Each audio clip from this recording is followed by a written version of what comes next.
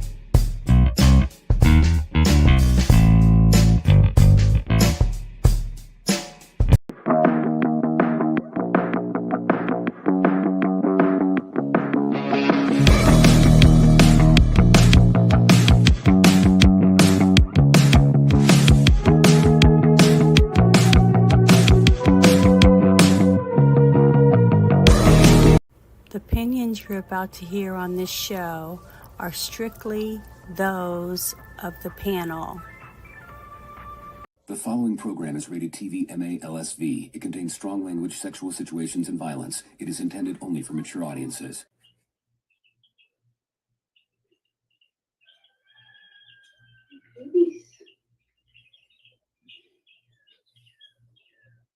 Outside.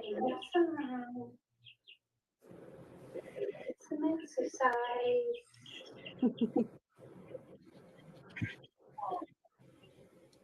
These chicks are awesome.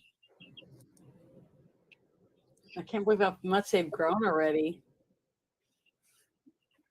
And the four littlest ones, you can see how little they are compared to the rest.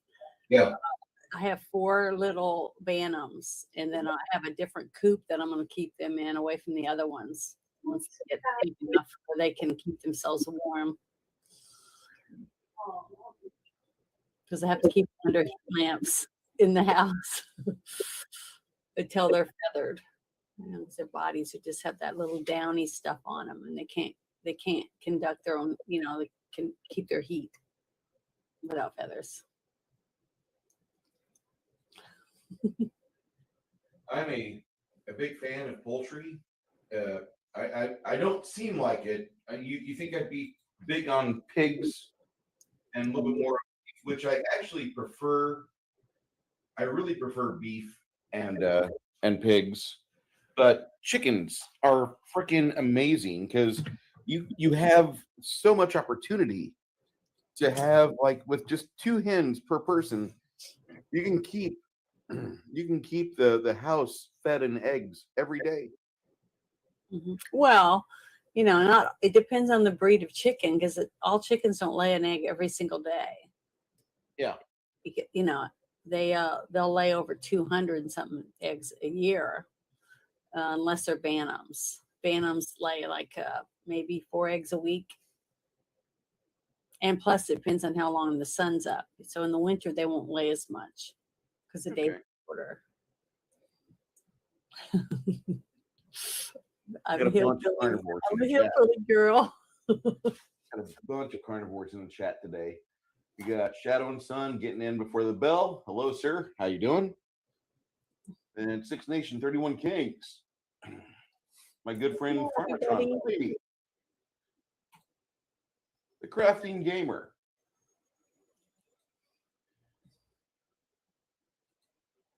Yeah, little raptors. That's exactly what they are. And they'll eat meat. I don't know. I remember when I was really young, my mom liked Johnny Carson, and I think it was Johnny Carson that did it, but maybe it was the other guy that took his place. What was his name? Jay Leno. Jay Leno. It might have been that show.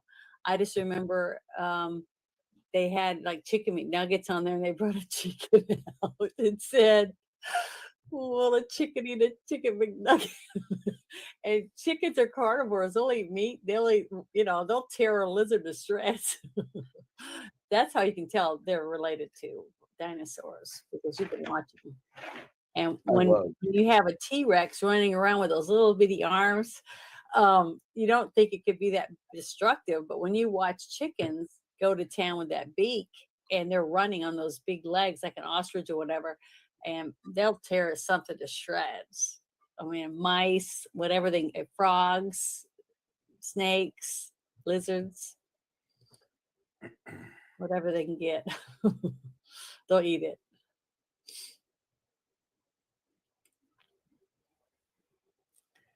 Hoping to order a gator for this summer to eat or as a pet.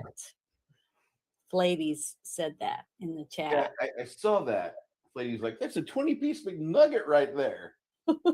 Yeah. And then he's like, healthy bunch of little velociraptors you got there. I love eating flesh. I'm trying to work my way up because I would really like to work my way up to understand chickens enough to be able to get me some of those big ones. I'm trying to remember what they're called right now, but they get really big. I mean, there's no way. Guinea pigs? Guinea bird? It's a like a, oh God, I can't remember. I can't remember what they're called. They're giant chickens. They're just humongous. They're like turkeys, but they're chickens. Brahmas, I think that they're called. The big ones.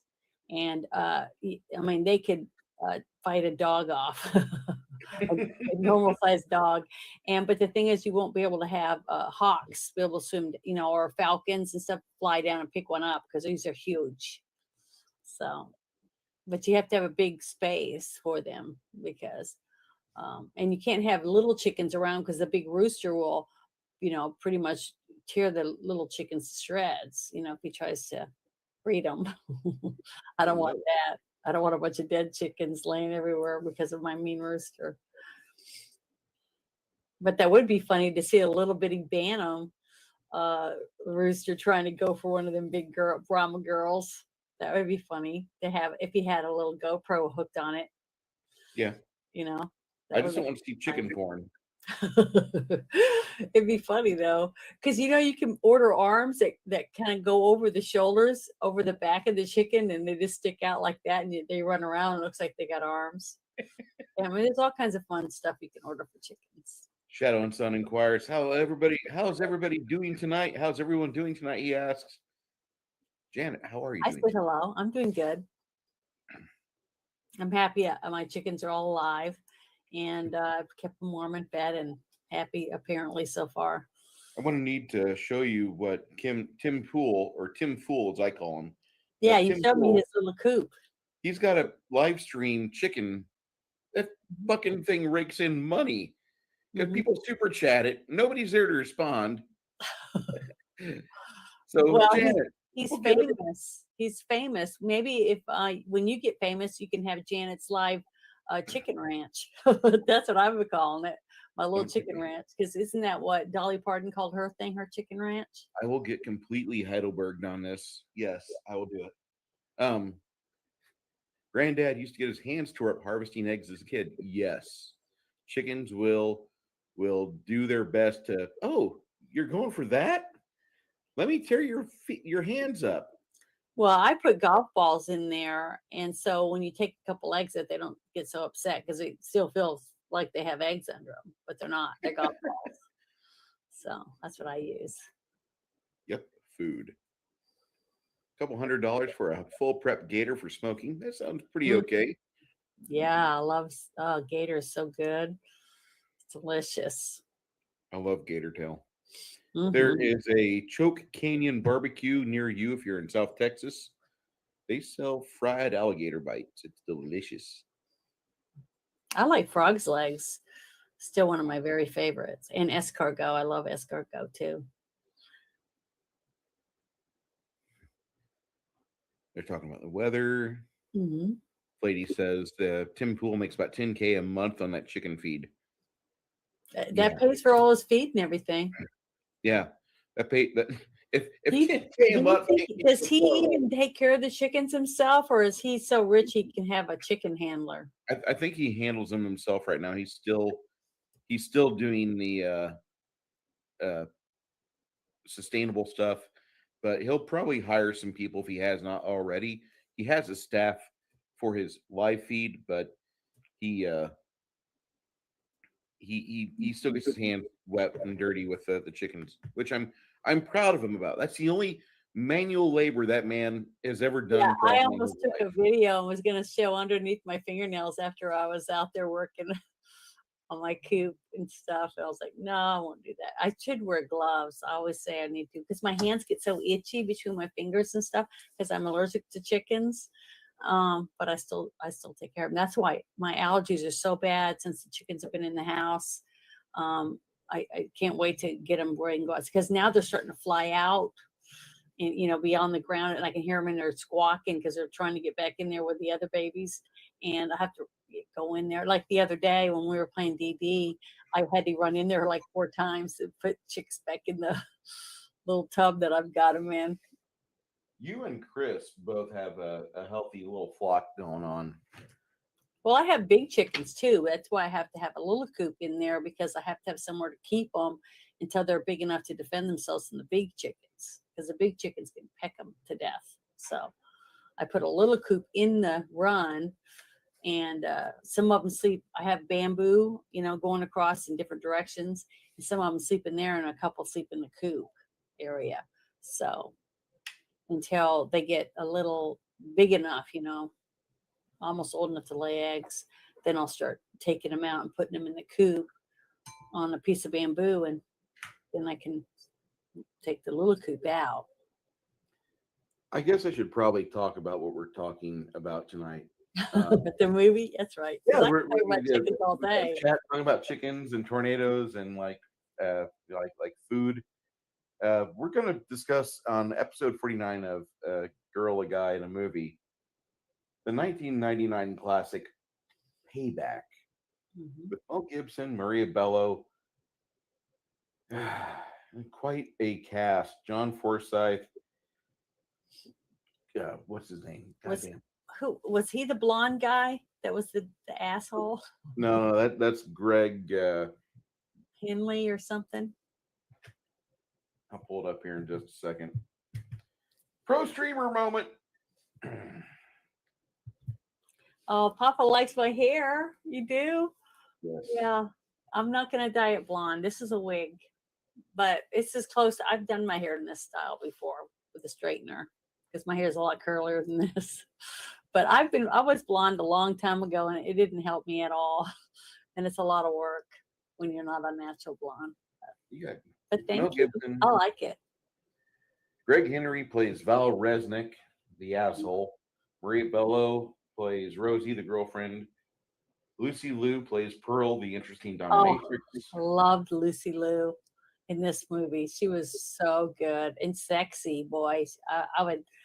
She looked really good. Yeah, David. To be comfortable in an outfit like that and to be able to do the stuff that she was doing and not crack up laughing, but still be sexy, you know what I mean? And confident to wear hardly any clothes and do all the stuff that she was doing. She's a good actress. Yeah, she's a great actress. Mm-hmm, definitely. That's really hard to do that. To focus on it. Sorry. Papa Cotton's like, that's just mean, man. James Coburn has the steam ceiling exclamation when his alligator luggage gets shot. He's just shooting my luggage. Oh, you gonna kill me too? I forgot that he was in that movie. When I saw James Coburn in that scene, it reminded me of the scene we did with Maverick, because it was the same two actors getting to work together again, but in two totally different characters, which I thought was pretty cool. So, yeah, he was a good actor too. You got Deborah Kara Unger, who played Mrs. Lynn Porter, the Porter's wife at the start of the film. Yeah, she's so pretty. Don't fall in love with her, boys. She kind of dies in the early stages, Act 1. Yeah, Bill Duke and Jack Conley as the two corrupt cops in this film. Then underneath Chris Christopherson, you got William Devane and James Coburn. And you got a guy by the name of John Glover who plays Phil in this movie. And then Freddie Rodriguez plays a punk messenger. Gets his ear. I know. When I saw him, that wasn't John Leguizamo? No. Okay, because that's who I thought it was. I was like, he's that young? I mean, I thought he would be a lot older, but now I know who he is. He was the guy that played one of the morticians in the TV show Dexter, right? Yes. Oh, he was so cute. I loved him in Dexter, and I thought he was adorable in this movie, especially when he got the thing on his nose ripped out. That was so awesome. That was a really good scene. It was very believable, and it was smart on his part, because I never would have thought about pulling something off someone's nose to get them to open their eyes and realize you're going to kick their ass. You know what I mean? I thought it was a really good scene. He also plays Christian Bale's best friend in the movie Harsh Times, which, if you've not seen that, that's a really good movie that you can like enjoy that with your buddies, but like your wife or spouse will probably be upset you watched it, because it's really asshole-ish. There's like some real, like, that's a good show for 32 Flavors and Nick Weiser to do. And I'm gonna have to talk to him. Toxic. It's toxic masculinity. Toxic masculinity night. Well, I really like some of those toxic movies. It depends. I mean, as long as they're not. I don't like movies where they're toxic and the men are mean to the women. You know what I mean? Or treat them trashy and stuff. I'm not into those. But I like a man that's beating guys up to protect the women. You know, that kind of stuff. I think that's really good. So I think that's fine. Man, how you doing? Hope that Canada is a little saner today. I wish America was a little saner today. Okay. You've never seen this movie before in your life, and I'm a terrible person. I want to explain to you how I saw this movie back in 1999. I was in Big Brothers Big Sisters, and they only had the requirement, you need to spend 2 hours with this kid every week. And I'm like, well, fuck it, we're gonna go see a movie. And I looked at him and I said, does your mom let you watch R-rated movies? Yeah, all the time. And I asked her, I said, do you let him watch R-rated movies? And she's like, yeah, I let him watch them all the time. And I said, okay, well, he's gonna go watch a Mel Gibson movie with me tonight. She's like, can I come too? I said, no, it's not like family night. It's not a date. it's not a date. I'm taking your son to see this movie because it's out and there's nothing else. There was nothing else in the theaters to see. Yeah. No kids movies. And I'm like, fuck it, we're gonna go see a Mel Gibson movie. And we go to watch it, and I feel like an asshole because I'm watching this movie with like a 9-year-old damaged kid. And like the first part of the movie where the lady finds her own heroin in her little happy box, Lucian tells us in the entire movie, there's like, my mom's got that stuff. Oh God! Like, I feel bad. I feel bad. So, well, I wasn't in a group like that. I was a cadet. I was in Brownies, and then I did Girl Scouts, and then I was a cadet. So I went through that whole thing because that was real big in the Air Force bases. I don't know I don't know if you know that much about Air Force, but that No. was one of the things that I signed up for and when you're a cadet, you got to do a lot of things, mentoring with the Girl Scouts and sometimes with the Brownies. You know, it was like you earned badges that you'd wear on your little sashes and stuff. So I did that, but it wasn't called Big Brothers or Big Sisters or anything. But I remember what you're talking about. But Big Brothers Big Sisters is supposed to be like a nationwide, like, you've got a couple extra hours a week, and so you can like be a positive person in a young person's life Hmm. who is probably going to fall out of school, or they're going to turn into like a convenience store robber, or they're going to be like a problem. Yeah, a criminal. And that's what BBBS is. Mhm. It really is. It's like it's the last chance. Like a kid has a chance to see like what normal, quote unquote, normal people do. You know, and so like you try like to thank God this is in the 90s when cell phones weren't everywhere, and like I couldn't pull up Reddit. Hey, you want to look at some dommy mommies right now? You want to look at some big busty fucking big titty goth girls? No, you know, you take them out to the arcade, you play a few pinball games, you feed them some food, and you ask them, why are you doing so shitty in math? Why are you doing so shitty in history? What's wrong? And then you make a report to like the school and the BBBS people, like, okay, here's his problems, and the problems may be at home. Well, this poor kid had a mom that couldn't control him, and she needed a guy in her life. I'm not going to deny that. Every time I went to pick him up, there's a different dude at the door. And I'm like, I'm with Big Brothers, Big Sisters. Hi, I'm here for Lucian. And then the mom would scream at him, Lucian, Bruce is here. And like 2 times she came out of the bedroom, and I wish she had stayed in the bedroom.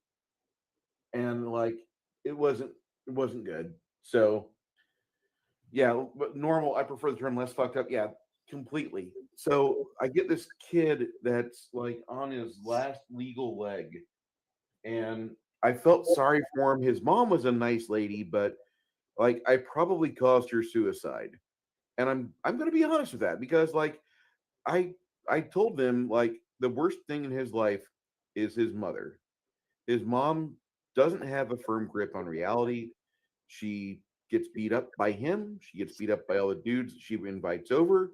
She drives me to want to drink. When I after I deal with her, I have to avoid a bar for like 2 hours, because I would go in and I would just pound like a 6 pack right there. I just give me a sixer of PBR, dude. Don't fruit this shit up. Just give me the man drinks and let me get obliterated. And that was it. I took this kid to see this movie, and Janet, you want to give us your opinion of the first act of this film, the first like 30 minutes? Okay. The first opening part, it was him laying on a like a slab.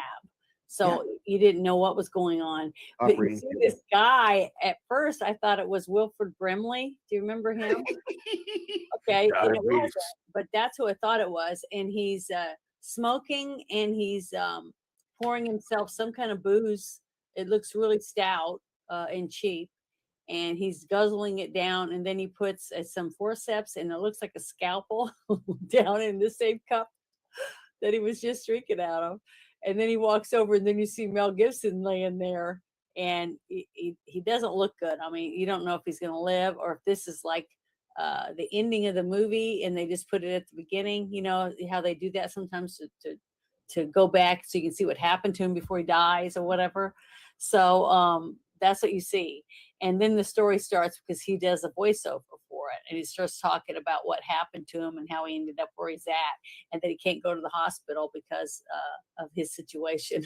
So it was it was a pretty good opening, and it reminded me a little bit of some of his other movies, you know, like the one with Danny Glover, Lethal those, Weapon? those movies, yeah, Lethal Weapon movies, and then Bird on a Wire type personality.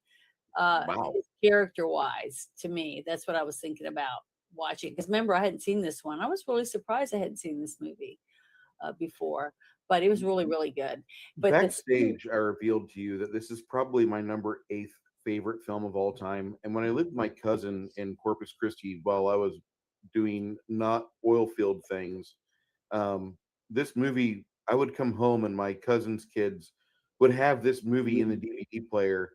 And so we just watch it again because they'd already watched it once when they got home from school.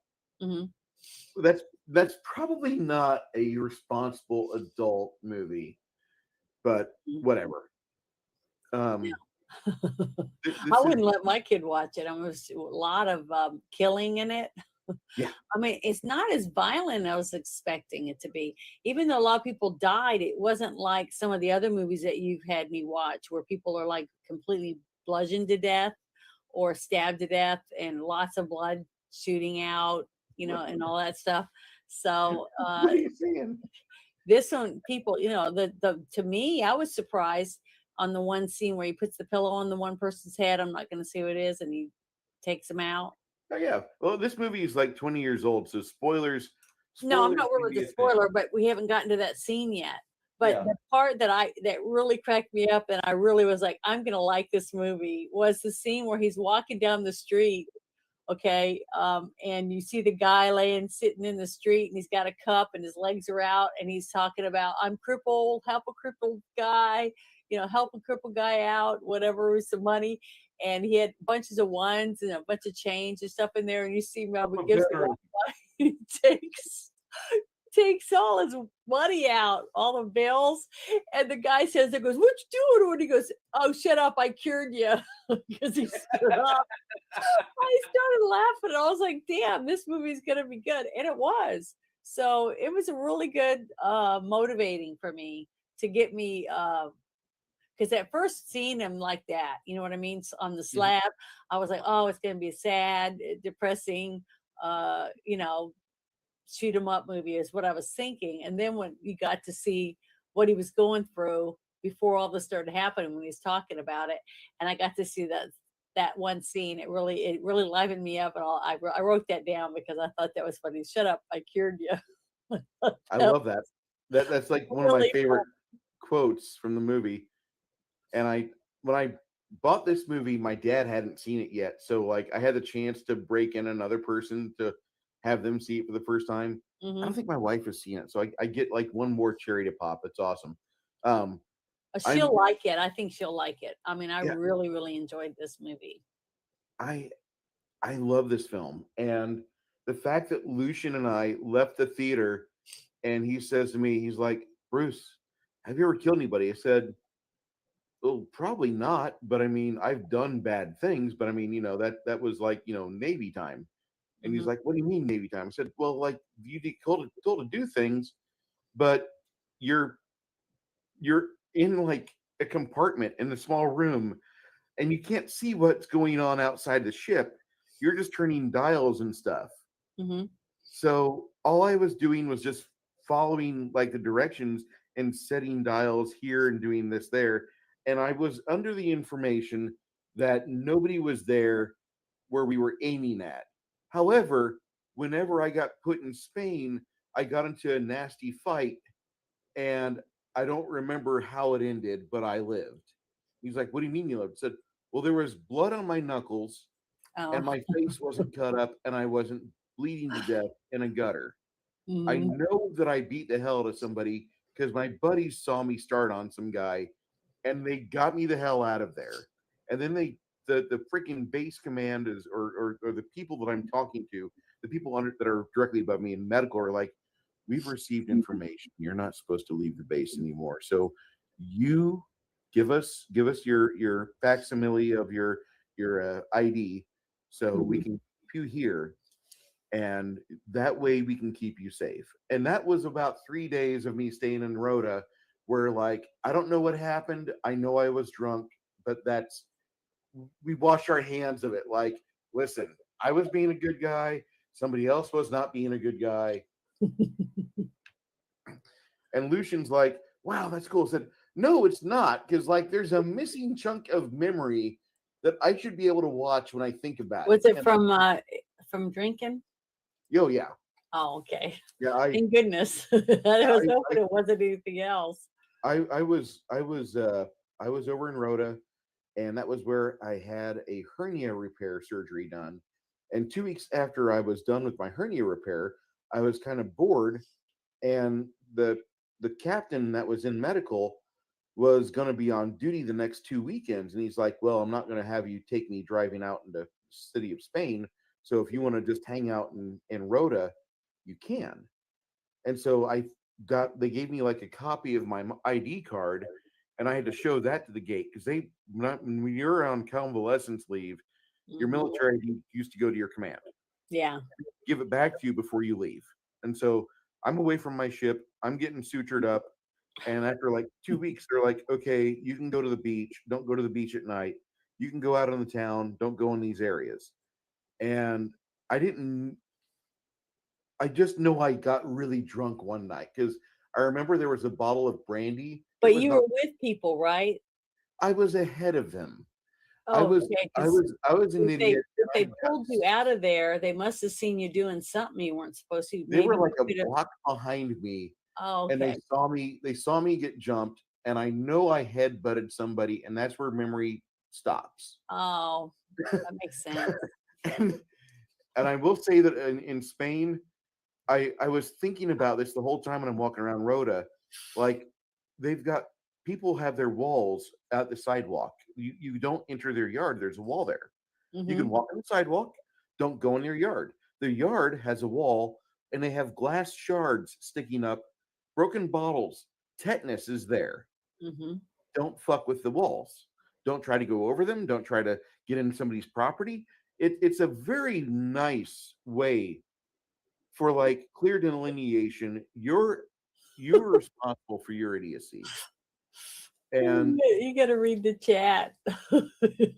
Bruce needed a wingman, like a butt buddy. Yeah, I needed somebody there closer to me that would have probably stopped the fracas. I know when I start remembering, the fight for me began and ended with the headbutt, and about maybe an hour or two later, I'm in a shower and I see somebody bagging up my clothes in a 13-gallon trash bag, and they're like, "We're not going to talk about You're this." a lucky guy that you had people that loved you enough or cared enough about you to try to help you out so that you wouldn't spend the It, rest of it your was life in a It Spain was a prison. Navy ensign that just got promoted out of being a midshipman that was hanging out with me, and I think he saw his driver get into a bad scrap, and like they decided to catch up real fast. So they were wrapping up the kidney they took from you. Yeah, no, I still have both my kidneys. I Oh, that's funny. Next week this turns into PBR. I just found out PBR is a San Antonio brand. But isn't it that some kind of saying when people say if they were your best friend, they'd be sitting in jail with you, Oh yeah, right? yeah. Like So apparently you didn't go to jail, so they I, kept you I from going to jail. I did not go to jail. I did not have to deal with base politics in Rhoda, which is a funky international base, and everybody just kind of like smiles and gets along with each other. But I saw and partook in a lot of fistfights in Rhoda because like American Navy gets spit on there, and like you realize pretty fast, like, holy shit, there's a lot of Navy dudes in this bar, and we're gonna fight. And fight we did. Rhoda was fun. That's all I'm gonna say. Um, okay. So anyway, we have this little boy, Flady, come back tomorrow and watch if you can. We had a lot of fun in Rhoda. I got a chance to meet a lot of really decent people over there, and I almost re-upped because of my time in Rhoda. But then the Navy came out in full force and started talking about some bad ideas, and I'm like, oh, never mind. let me do reserve time, and then I paid for it because reserve time. I should have just done active. To 8 years active. Flady. Bye. Yeah. Have a good night. Thank you for stopping by. But we watched this movie, me and Lucian, this little boy who's like 9 years old, and after we get done watching a film at like 9 at night, I get to a payphone because they were still a thing in 1999. I call his mom. I said, "Hey, I want to take Lucian out for some ice cream. And she's like, that's great. I'm kind of busy at home, if you understand what I mean. I said, good. Hey, Papa Cotton. He likes my hair. it- I'm it's- glad he likes it because that's the only thing different. I mean, Dude, she would look smoking hot as that chick from Star Trek The Motion Picture. I'm just the saying. bald one. Yep. Oh, I have to get me a skinhead thing. Persia, what's her name? She was in Megaforce I have a too. picture of me like that. I'm gonna send it to you. Give me a second. Uh-oh. Hold on. We're about to. You can share it. I gotta go on my pictures real quick. Dude, Rhoda, like Legion of Myth is talking about how he was the impetus for Rhoda fishing its SIPRNet, SIPRNet infrastructure back in 2012, 2014. And SIPRNet was not anything we used in 96, 95, 94. No, they didn't have that shit. Rhoda was like behind the times. It was the keep on the borderlands Navy base, literally. And like every Navy would go there to Rhoda, hang out, get drunk. The Air Force would go to Rhoda and they'd get drunk. And they'd get drunk so bad, like Rhoda was a separation base. Rhoda was a separation base. When you were getting out of Germany or out of somewhere that was not friendly or not great, you'd go to Rhoda and you would go through your physicals and all that crap and then process out. And then they fly you back to Philadelphia and then you go to your home of record. That was what Rhoda was doing in 95 for a little bit. Well, the Air Force was responsible for these giant flights that were basically ugly ass C-747s that were trying to be like civilian flights. And so you could fly your family overseas back to the States. And Rhoda had these flights full of Air Force staff that realized being in Rhoda was more cool than flying back across the Atlantic. And so they would delay your flight by 3 days because everybody would be on a bender. Yeah. That was Rhoda, Spain. That was my experience with Rhoda, Spain. You're going to go back on this date. You're going to go back on this date. Nope. No, wait. Your crew got held up. They're going back on this date. Wait. Your crew had to get their anthrax shot. You're going back on this date. I never got to go to Spain. Was it beautiful though? I will have to get my photographs from Spain and have to show you guys that on the stream someday, but I loved it. Most of my photographs are gone. I still have my Rhoda photographs, but I went to like Seville and Barcelona and Palma de Mallorca, and I could have been like all my other Navy buddies that were not gay and they married some Spaniard and they stayed there in Spain the rest of their days. Like I know a ton of dudes that they did that.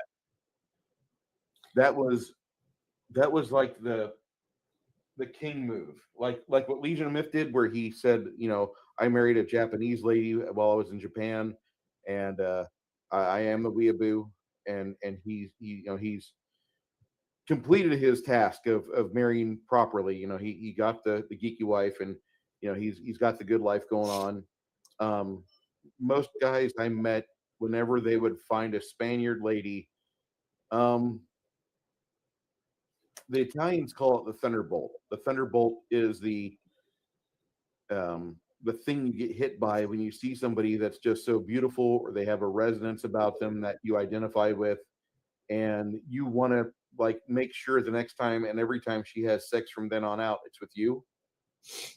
And that's the thunderbolt. That's like what you know when you meet somebody that's got that about them. That's the thunderbolt. And a lot of dudes I know got hit by the thunderbolt. Well, Spain. they have a beautiful olive complexion, Spaniards, right? Olive or really Irish white. And I hate to say that in a derogatory term because I don't want to make it sound like, oh, they're just white girls. No, the Spanish girls I met there were like either olive complected or they had that apricot complexion. That means that they were going to birth roofers that couldn't roof for more than 30 minutes without like shade.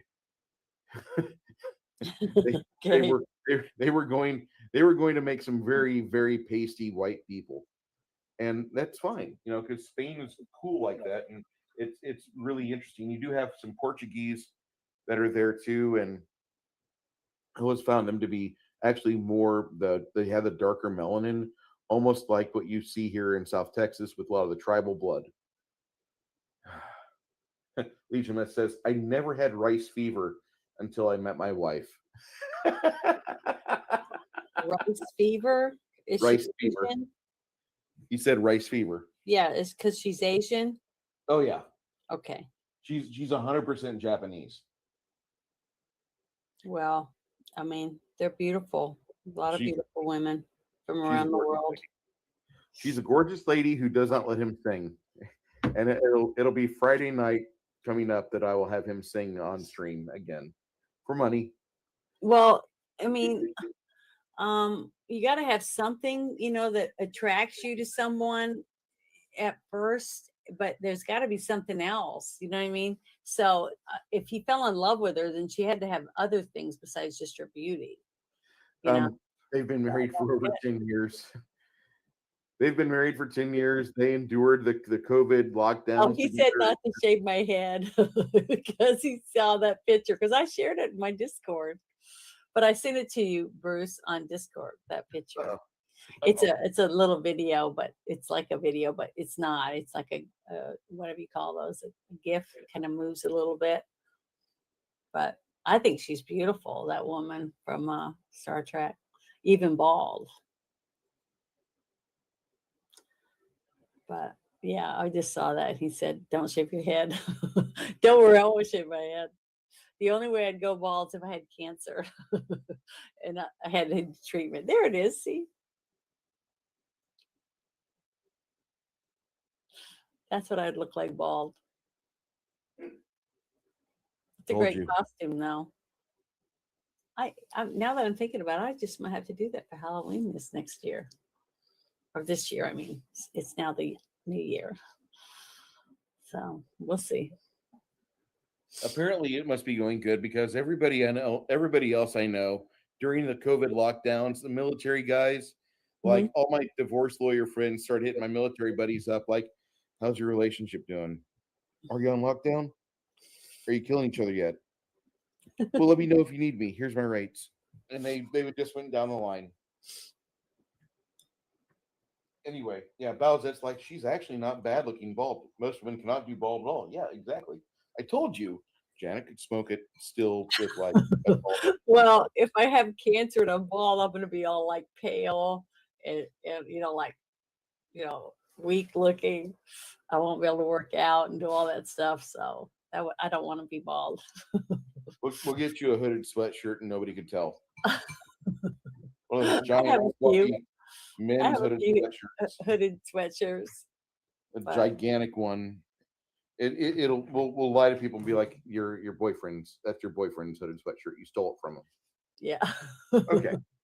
So great. You're gonna have me sing when my wife's Aunt Flo is visiting. Not sure if there's enough money for that. Okay. $20 for Queensryche. Anyway,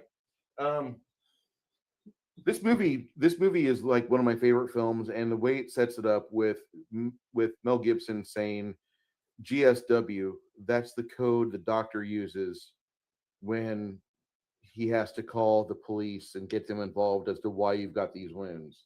Mm-hmm. Yeah, bullet wounds. Yeah, the bullet wounds, gunshot wounds. There were gunshot wounds. So yeah, and those were not inflicted by Val Resnick, but those were inflicted by Mrs. Porter. yeah, but we didn't know that until we saw it, and it was heartbreaking because the guy that got her to do it by showing her that picture to get her upset why she was messed up on drugs, and we didn't realize that at the time. You know what I mean?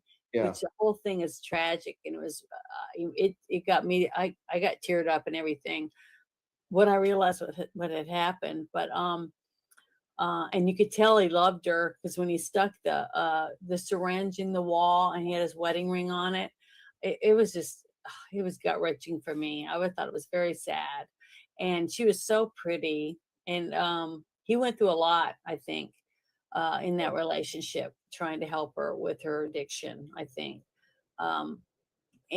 and you could tell that by acting, not because they actually showed you any of this stuff.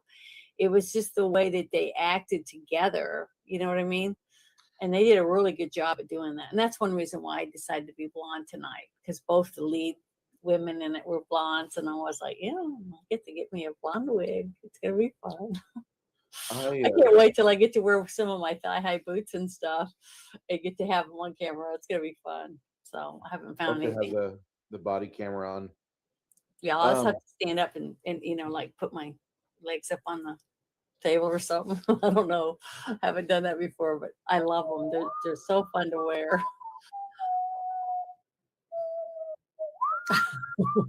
I think lots of women like, doing that stuff, like dressing up. It's fun to dress up. That's why I think so many women love cosplay and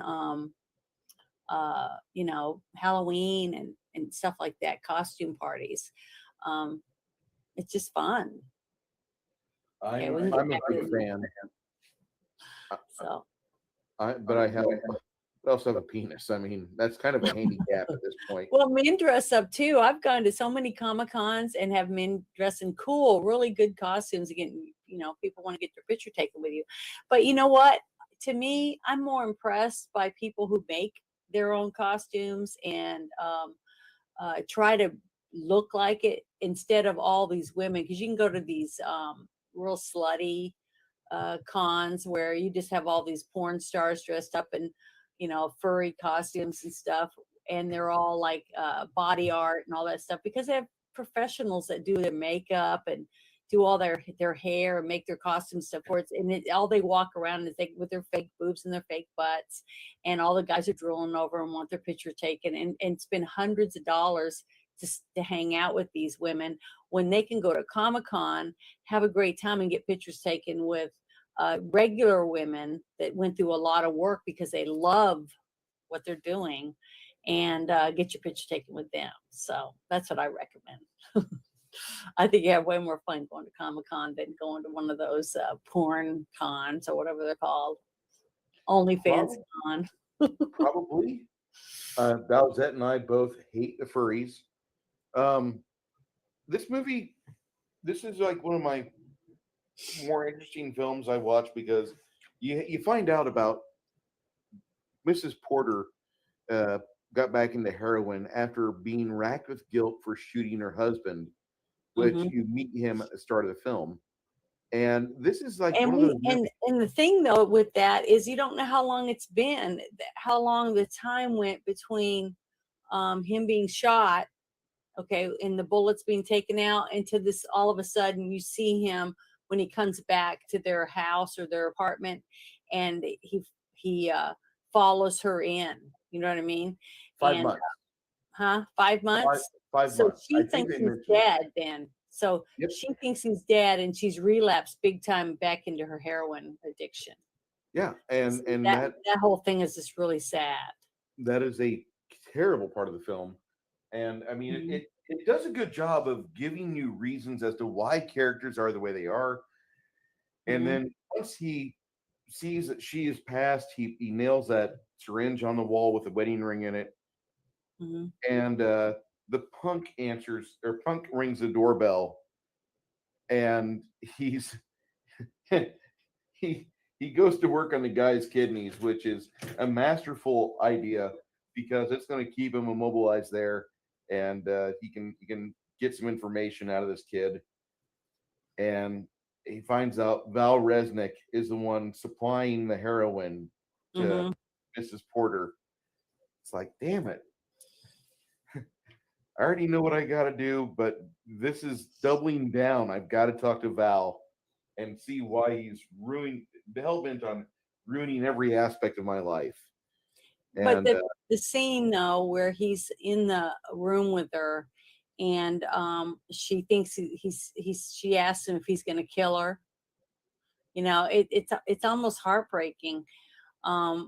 When she's on the ground, you know, on the floor, and you saw her kind of staggering in and staggering down the road, even though she's at 10. I mean, she's a gorgeous woman, and I thought she was drunk. See, I didn't know that she was a drug addict, okay, because, you know, she just didn't look like a drug addict to me. She wasn't all, like raggedy and I don't know what I normally would think that a drug addict would look like, all skinny and pale and her eyes sunk in, just, like a, beat up old hooker or something on the corner.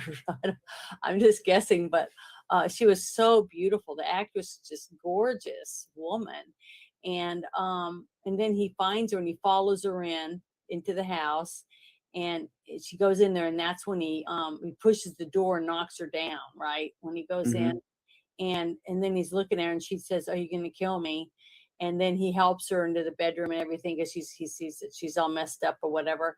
And then he sees the little music box and he opens it and you could see that his sadness over it, that he when he sees the drugs in there and stuff, and he just feels, I don't know, I could just feel his heartache for her, and she's laying there and she's all messed up. She's all spaced out or whatever. And then he goes to take the box and she takes it from him and she pulls it to her chest, like she can't do it. She can't go without it, so it gives you a really sad look at addiction, and that it can get, basically it can do it to anyone. It can, addiction can affect any person, no matter how much you love them or they love you. The addiction's going to win unless you can get them out of it. So then he takes the box from her and he kind of like thinks that, he's stopped her from it. And then he goes and takes a shower. And I don't know, it's that whole scene leading up to what he finds when he goes back in there is just heartbreaking to me. Because I know people, I have a couple of people in my family that had addiction problems, and my aunt was one of the people that would run Halfway House, and I helped a few summers, and man, it made me not want to do drugs. So I never did, thank goodness. I went and I served them coffee and stuff, and some of them were really gross. It said horrible things to me, like raunchy stuff as a teenager and stuff. And I just knew I never wanted to end up in one of those halfway houses or whatever. And I thought my aunt was a saint for putting up with that shit. I don't know how she did it, but you have to be the right kind of person to deal with those people. And it's just sad because I would see a person, and then the next summer, my aunt would tell me how they broke out and they're doing real good. They got a job, and then I go back the next summer and they'd come back, because they fell off the wagon again. It was like, I don't know how these people, any of them weren't dead, already dead. But sorry, that's one reason why that scene was just really hard for me to see, because it's so real, and the acting was so good. You couldn't help but be pulled in and feel for him. And then when she died, and then that guy shows up at the door, you could just see it in his eyes. He just wanted to wring the guy's neck, but he couldn't kill him. He couldn't kill him because how was he going to get information about where the drugs came from? So we're back to the part where I interrupted you. So you're fine. He bludgeons that guy's kidneys and gets the information about, what's that character? David Paymer plays this little bookie. And this guy's got some important friends. They're cops. They're crooked cops. They don't come out any other way, though. And he has to kind of go up the chain, starting with David Paymer's character, who's Arthur Stegman. Yeah. And Stegman's the guy that he gets the heroin from, but it's all through Val Resnick, and Val is now invested with the outfit. And it's important to note that this is based on a book. It was a movie back in the 60s called Point Blank, and the book goes a little differently, but the characterization of the characters in this is really good compared to the book. It's just they don't follow the same events. Mm-hmm.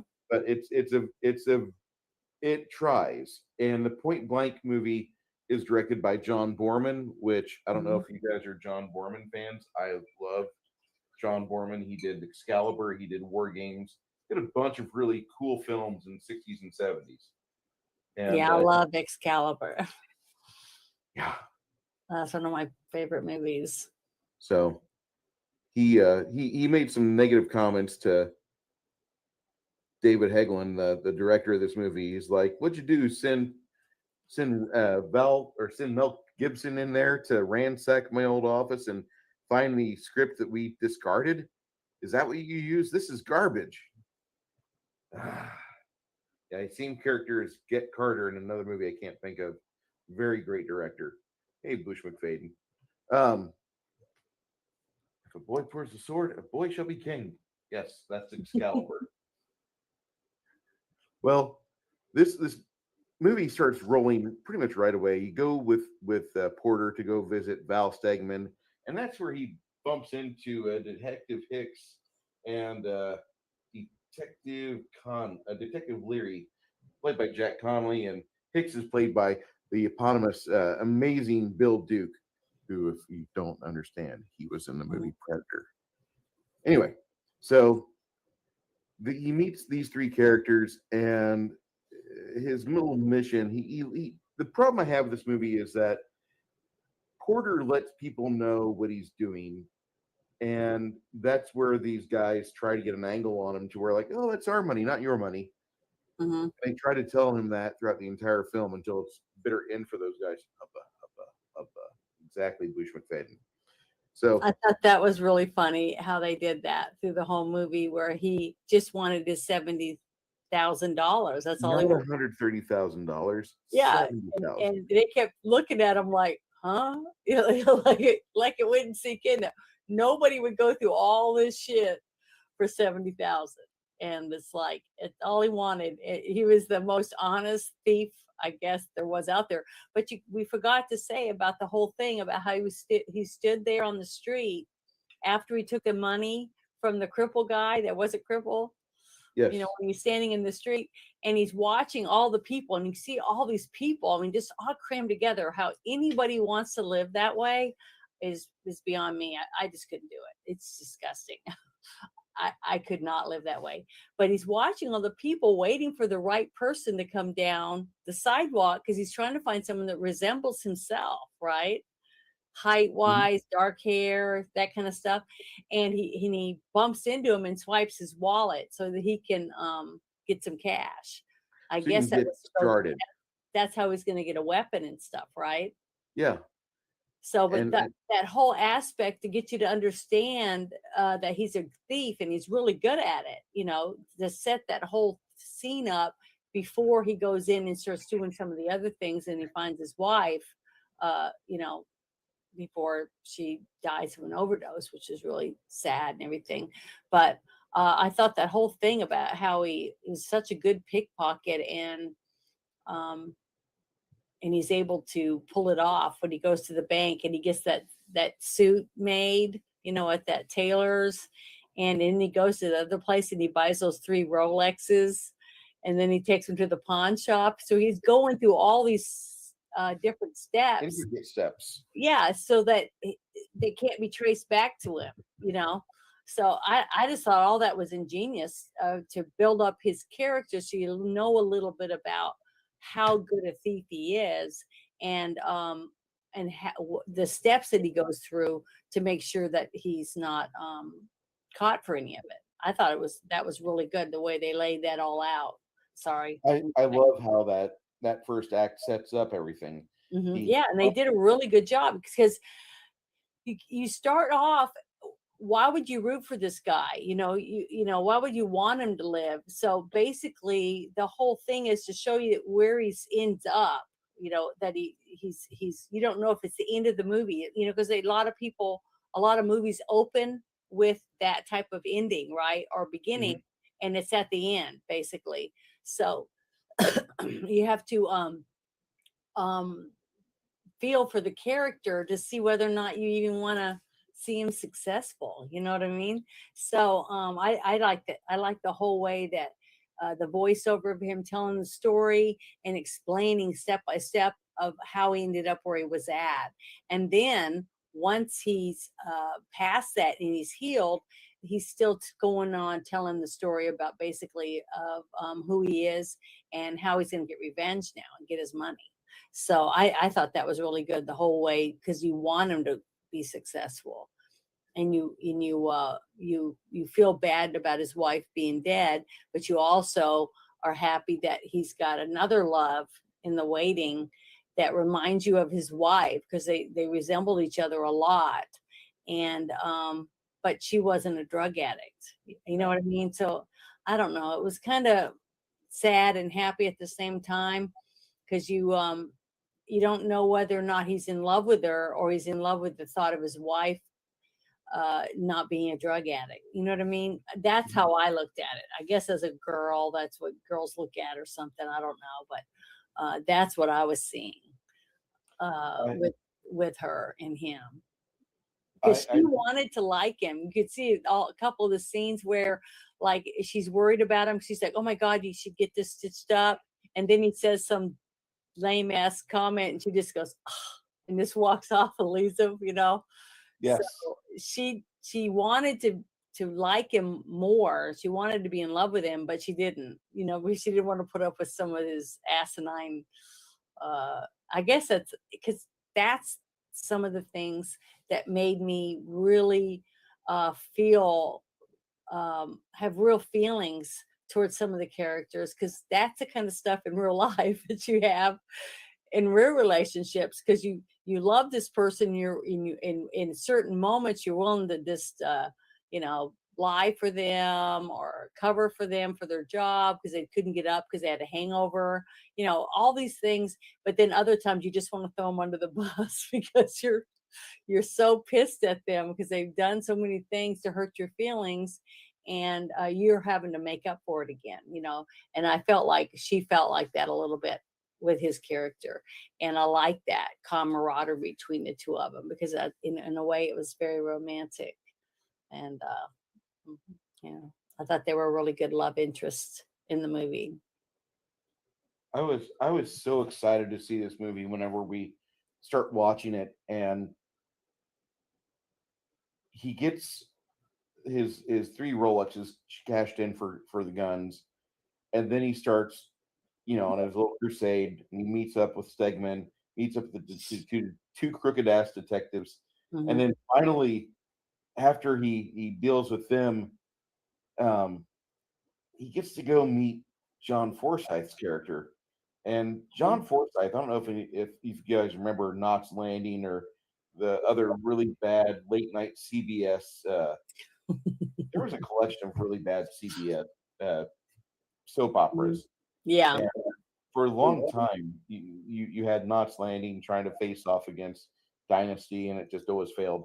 But William Devane plays Carter. Yeah.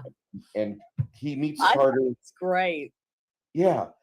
And negotiations don't go well. Carter dies because Carter puts a phone call in to Chris Christopherson's character Bronson, which they called him Bronson because they love Chuck Bronson, and so his name is Bronson. Yeah, and I was really surprised when he made that phone call and it was Chris Christopherson. I was like, holy shit, he's in this movie, So I was surprised over and over when I saw so many faces that I recognized, because it had a lot. This was a star-packed movie, just like the last one we did with Mel Gibson.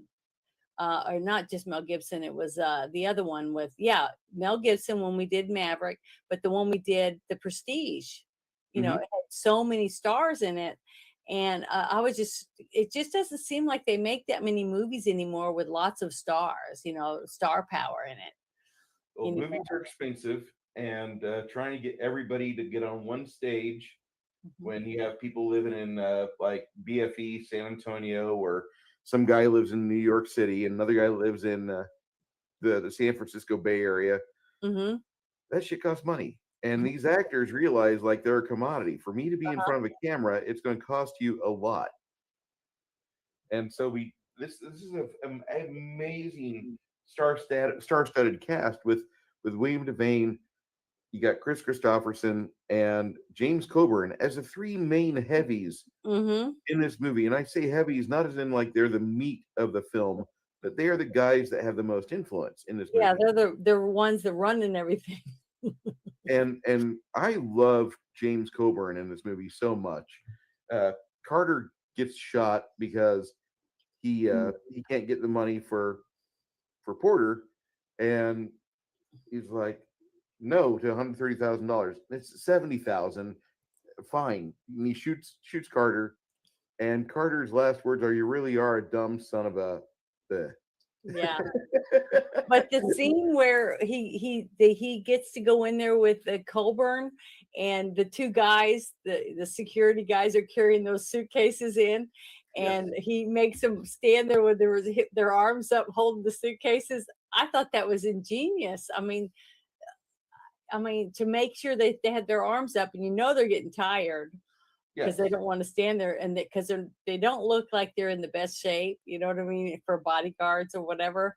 But James Colburn's character just took it like he sees this kind of shit on a daily basis or something. He seemed calm, and he just didn't seem like he felt threatened at all by Mel Gibson's character. So I thought that whole scene was just kind of comical, and I liked it. I thought it was very entertaining, and it was a very good back and forth between the two main characters and the two dumbass bodyguards stand there and hold those alligator bags. I thought that was funny.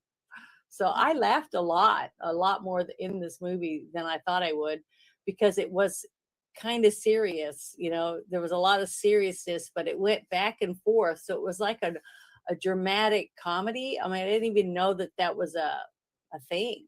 You know what I mean? But didn't you laugh a lot when you watched it? I laughed so much in this movie, and having a 9-year-old kid next to me, like, why was that funny?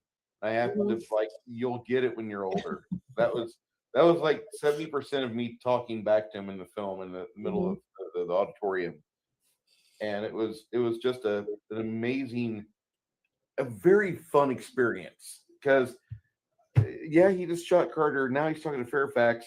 And Fairfax's guys are putting their arms up their side, and at one point, Porter's like nuzzling with the gun, like, get those suitcases up, boys. And then he finally blows a hole in one. That's just mean. And we got Bronson on the phone saying, "Who got shot? Who got shot? Nobody. He's just shooting my alligator luggage." I fucking laughed because it was so expensive. But yeah, that was a really good scene. That was really funny. Yeah, and the entire scene between him and Coburn was just comedy, because at the very end, Coburn's like, 70,000. That are you just after it for the principle of it all? Yeah, like, that whole thing was really funny, because remember, the scene from Maverick was the same thing about the money. Yeah. So I thought that was, I don't know. It just seemed, I just thought it was funny that both characters in two different movies, four different characters basically, but they're both talking about money. I thought that was really, really funny. But it was a really good, entertaining scene, and all the actors did good, even the two guys that played the bodyguards. So they were entertaining in themselves. And by this time, Porter's enlisting the help of Rosie, who does not want to help him out at all. She's got a comfortable lifestyle. She is a high-priced whore. She's got a nice pad that they pay for, and she gives him the first information for where Carter can be found. And after that, she kind of goes on the run, and you find out her dog is named Porter, named after the toughest man I know. And that was a badass dog too. Yeah. That was a badass dog. Like some sort of mastiff. He's blasting holes in my $1,000 suits. Did you get choked up though when that one guy that was in there shot her dog? Yes, I did. I got really upset about it until later when I realized the dog didn't die. But when the dog yelped and stuff, I was like, oh God, they're gonna kill a dog too. So I don't know. It was that was emotional. There was a lot of emotional stuff in this movie for me too. So it was weird to me, because it's been a while since I've seen a movie that had this many. I think it's been since Tombstone, really, where it had all the roller coaster of emotions in it, where you're sad, then you're laughing, and then you're pissed off, and then you're sad again. It's just like you don't know how to act, because there was so much going on in one movie with so many different characters that you cared about. And that's what was good about this movie too.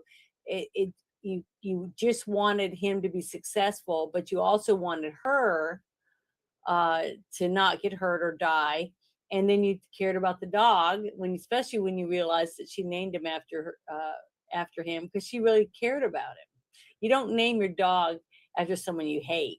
You know what I mean? So all of that stuff I thought was really good, and very you couldn't help but be drawn into the characters, because they were so easy to like and want to get to know more about them throughout the film. So I thought that was really good too. Very entertaining. I went and saw this movie 4 more times at the theaters. Mm-hmm. Taking my girlfriend at the time, and then taking my mom to go see it, because my mother is a big Mel Gibson fan, and because of her, I had to replace the tapes for Lethal Weapon 1 and 2. She would watch those all the time. There's a butt reveal scene for you ladies that have forgotten this. Mel Gibson shows his butt, I think, in Lethal Weapon 2, and my mom paused it unnecessarily a lot. I think most of us have done this sort of thing before. Let's not try to. Yeah, I've done that, but it was mostly with Hugh Jackman when he's in the movie Swordfish, wearing the towel on top of his little trailer when he's with Holly Berry. Oh, meow. Yeah, every scene with Holly Berry. That's all I got to say. I loved her in that movie. Oh, he was hot in that movie. His wife did an interview. Mel Gibson's wife did an interview after years after that, but I thought it was so adorable, because she said that when he made that movie, that he would call her and say, he'd be done in an hour or whatever. She's like, leave the tattoos on when you come home. It was like, wow, she was a lucky woman to get picked up and thrown around a room by Wolverine. Oh, can't even imagine what that'd be like. But yeah. Sorry. It's all right. Yeah, Legion of Myth was like, sounds like all of my VHSs of Rebecca De Mornay in the 1980s. Yes, absolutely. Mm-hmm. She slayed it in Risky Business, and then she still looked good in Three Musketeers 1993. And Rebecca De Mornay. She was also in some movie where she played a babysitter, and the lady from some Robin Williams movie was in it, and she couldn't breastfeed her kid anymore because Rebecca De Mornay was breastfeeding her kid. And Rebecca De Mornay is just a nanny, but she realizes that she can drive I remember the movie. It was like a thriller, and The Hand That Rocks the Cradle. Yeah, Absolutely. that's it. And she was trying to get rid of the mother, take her place. Yeah, it was a psychodrama or something. Yeah, she was a nut. So yeah, that was creepy. Every guy I know wants to have a crazy girlfriend or wife, and the reason is we just love sticking our dicks in crazy. Never forget, and God Made Woman. Absolutely. Ernie Hudson was in that too. I guess that's why I wasn't popular in high school, because I wasn't crazy. I guess I didn't act crazy. I was too down to earth. Hey, Kronos, how you doing? Welcome to the party. Maria Bartiromo. There's Maria Bello, not Bartiromo. Bartiromo's the dog. I love Maria Bello. She's like one of my favorite Hollywood actresses out there. She's done a lot of good films, a lot of small films too. Mm-hmm. But she can get Resnick through the employ of specialty prostitutes, because he's barred from using outfit prostitutes. He beats them too much. And so Porter finds Resnick during a session with triad-connected dominatrix named Pearl, played by Lucy Liu. Go ahead. I know you want to talk about this. Hey, Gross. Oh yeah, that was a really good scene. You didn't enjoy it? I think every hot-blooded American male would want to get beat up by Lucy Liu. I mean, I don't understand the concept of wanting to inflict pain on someone, but I guess a lot of people are into that. S&M. Is that what it is? Is it S&M? We could call it that, sure. Or I don't know. I can't. I Sadomasochist. believe it is Isn't that what S&M. it is? I don't want to like be wrong on my fetish plays, but I believe it is S&M. She's a serious dominatrix that can't really do a lot of damage. She's a tiny little thing. Yeah, but it would still hurt. I mean, she looked like she was, but what was so adorable about her is she was smoking hot, in this skimpy outfit, and she just looked really good. But when she's whacking them, she does that. Oh, you're thinking about it, because she was getting so turned on by just beating the shit out of somebody. And I just thought she did such a good job and not laugh, because it would be really hard. That's really good acting to be able to beat somebody up and moan and do the sound effects and stuff without laughing afterward. So she was really good at it. Yeah. And when I watch this movie again, I don't know how you can watch this movie and not like enjoy all the female scenery in it, because if you're a guy, there's a lot of good scenery in it. If you wake up with a boner in the morning, you've got Maria Bello, Deborah Unger, and Lucy Liu in this movie. It's like the trifecta of sexiness in 1999. Yeah, they were all beautiful. I mean, it was just sad though. The very first blonde was really, really pretty. Died with a needle sticking out of her arm. That was sad, but she was very, very beautiful. And then the girlfriend, she was really pretty and gorgeous. And then you had the hot Lucy Liu, getting all decked out, because she's just beautiful. She's just a beautiful woman. Mm-hmm. Even when she's in her vehicle with all her companions or brothers or whatever, her clan, they're trying to take him out. I mean, she was hot in the car too. And then when I love that scene. The scene where she's sticking out of the window, she's telling the guy he's fat or whatever, and he comes over and he punches her in the face.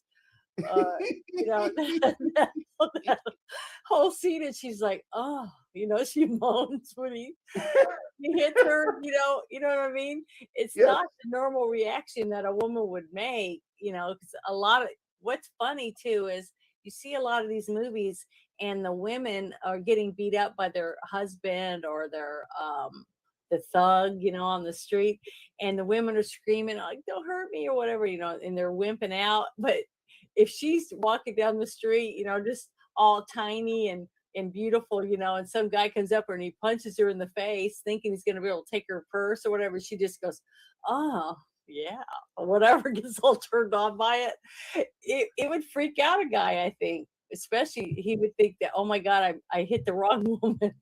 She's going to kick my ass, that would have been a funny scene. But that guy really did punch her lights out, that other guy. But their first reaction when he first hit her, I thought the whole interaction was funny. Yes, I really enjoyed seeing that. And then got Resnick doesn't have the money, but he manages to follow Porter back to Rosie's apartment. And once Porter leaves Rosie, that's when he goes in and he realizes who she is, because he's like, I've had this before. I've had you before. I know that ass. And, the beating commences once again. But Porter comes back and shoots him. And Resnick starts bargaining for his life. Yeah. And gives him the names of the outfit bosses, Fairfax and Carter.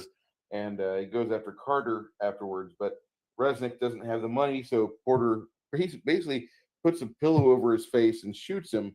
Rosie kind of goes a little PTSD at this point. Yeah. and God bless her, but like you would think she'd be kind of used to this sort of thing. Nope, not at all. And this is a part of the business that she's not wanting to be part of, doesn't want Yeah, to be but near. plus you got to remember too, how often in her life has she ever come that close to dying? To Yeah. actually feeling like she's gonna be, this was it, this was over. You know what I mean? Yeah. And if Porter hadn't showed up when he did, and the guy had already shot her dog, so her dog wasn't there to even protect her, right? So she really thought she was going to die. So when she got to see, everything that unfolded in front of her with Porter, I think it made her realize that, he saved her life, basically. So all the feelings she already had for him were just like, what, intensified, because she was like, damn, this guy's in love with me, he loves me. And now I'm, I can't do without him. He just saved my life, basically. I So, don't know if they're that strong yet.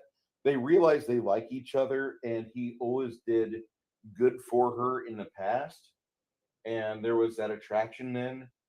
But no, I do think from way back when, just I think she really did love him. She just wasn't, she wasn't head over heels in love with him, because she knew he was married, and that he wasn't going to leave his wife. You know what I mean? She'd already Yeah. been through that.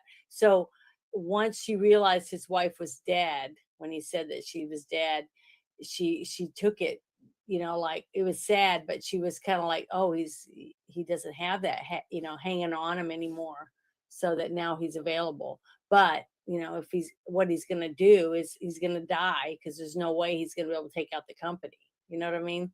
Mhm. So I think that, she just basically realized that, oh, well, he's going to die. I'm probably never going to see him again, because it's over. And then when he shows up, she's like, just shocked that, that he was able to do, and that he saved her life. So I think that intensified all her feelings for him.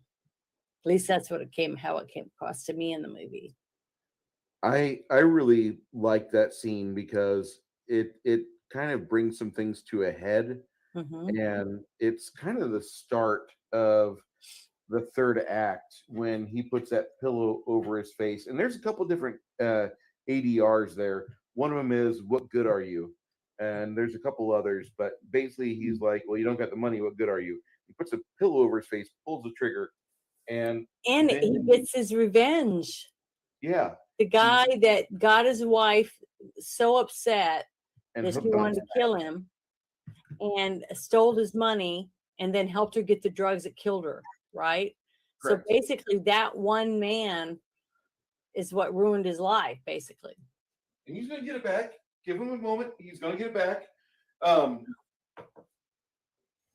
The bandaging up of the dog happens kind of off scene, Hmm. but that does get resolved later because you do get to see Porter getting carried by actual Porter, Yeah. and takes Rosie to a safe house. Hmm. But she's Yeah, I on was board. happy when I got to see the dog and he was still alive, because I thought he died when they had that one fight. But the safe house that he takes her to, there's the black woman with her boobs hanging out. Yeah. Yeah.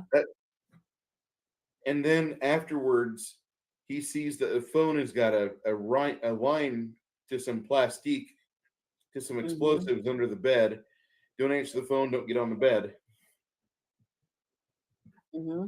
That was a really scary scene to me when I realized what it was, because the phone was irritating. Listening to it ring, and the Yes. way it rang, it was starting to get on my nerves. And then when he walked towards the bed, and then you see him get down and look, and then I was like, oh, there's a bomb. It's gonna blow that whole place to smithereens.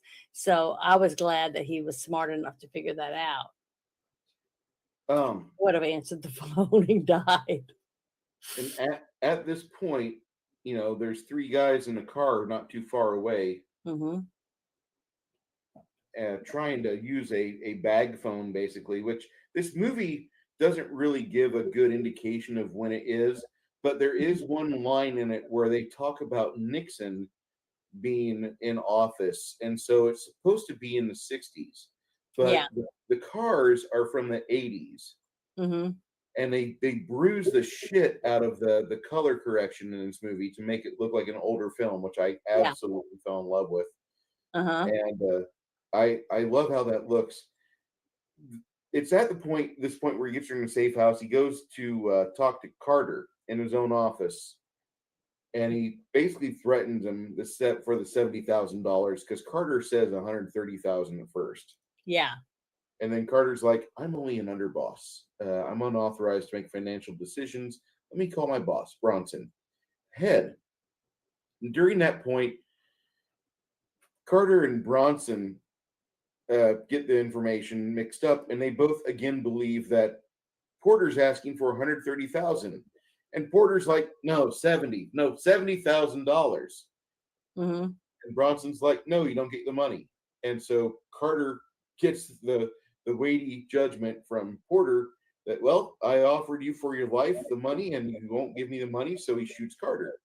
Mm-hmm. Good God, that was very effective.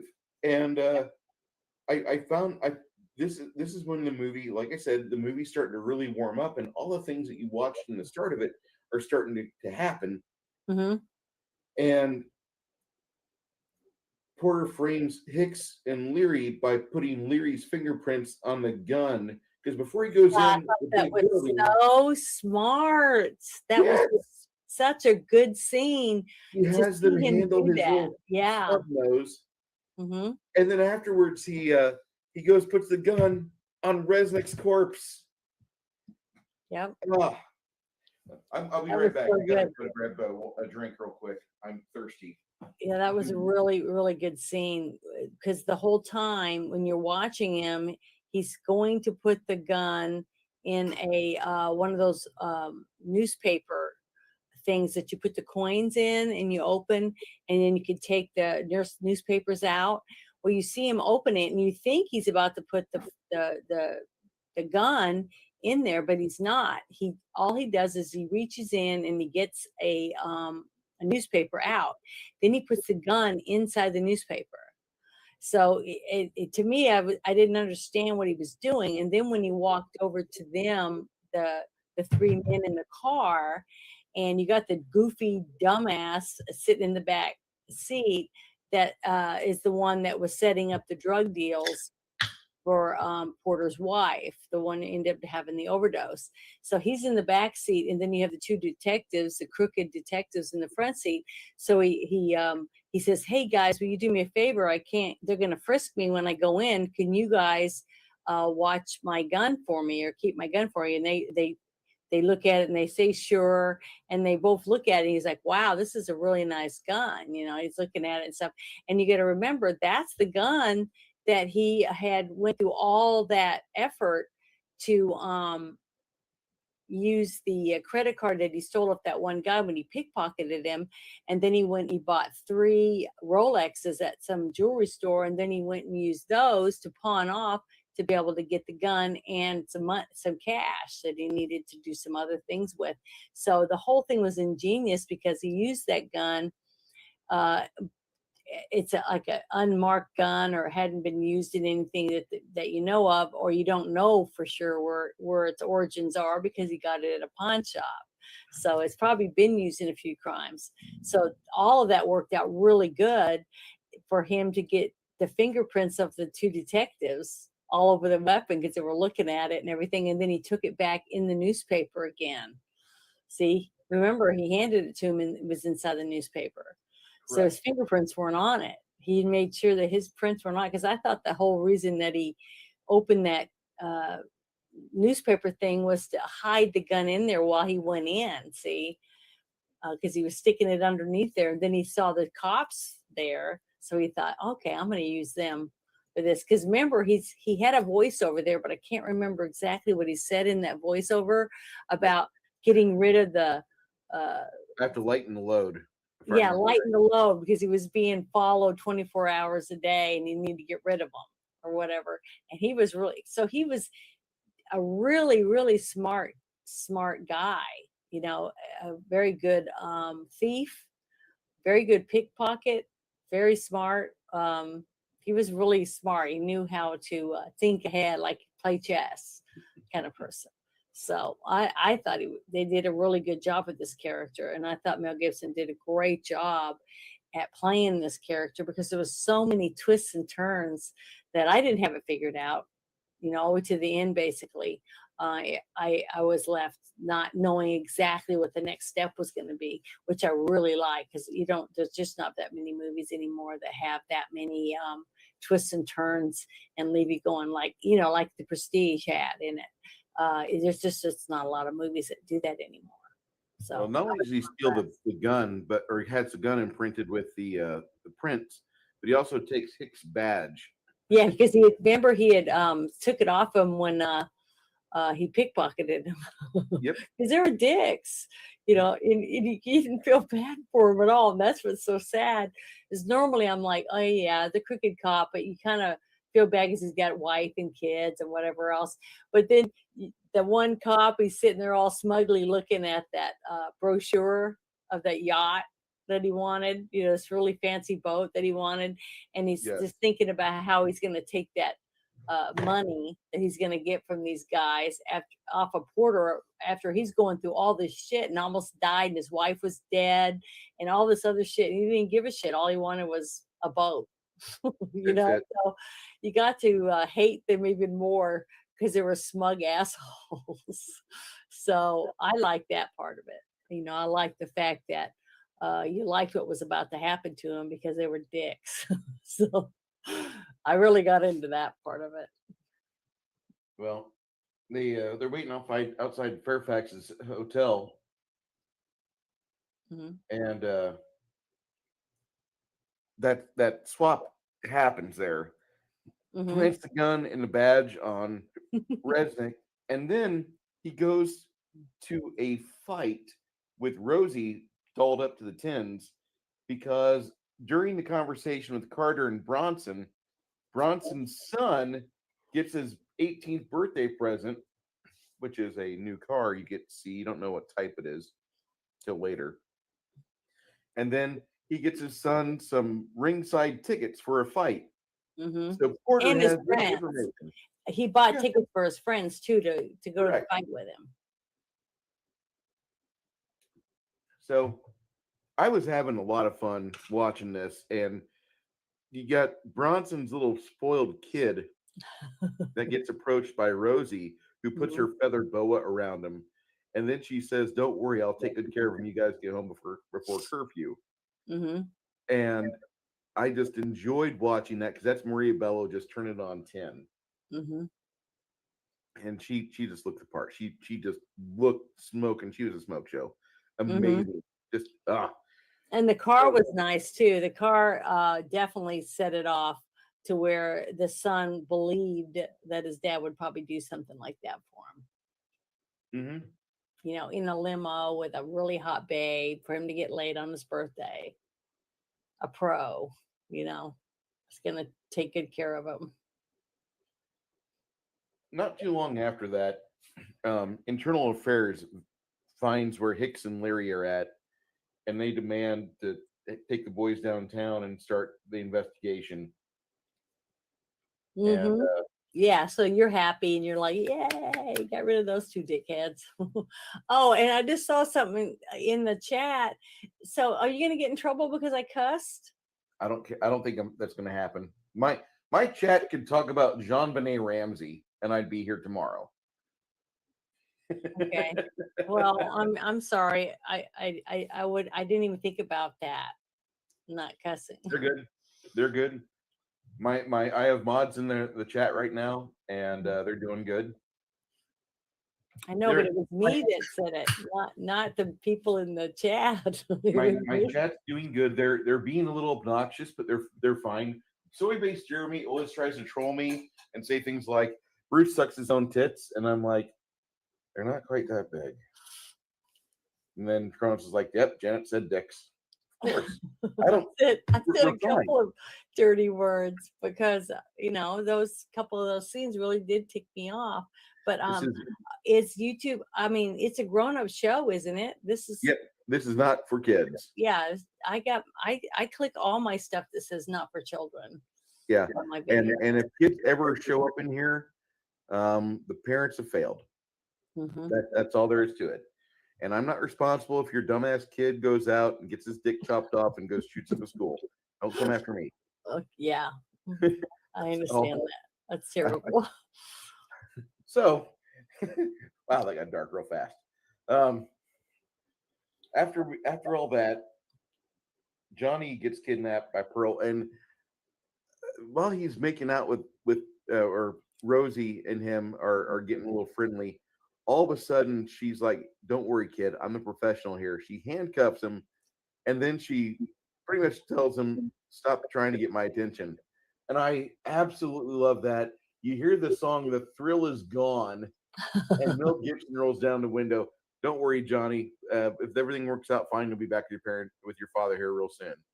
Yeah. And it's just a classic kidnapping story. I love how she just leans back in the limo and just goes and gets ready to have a cigarette because he's like, she's glad that she doesn't have to put up with this little shithead. But she would have nursed him. I mean, for crying out loud, she's like 38 in this movie, and he's like 18. Yeah.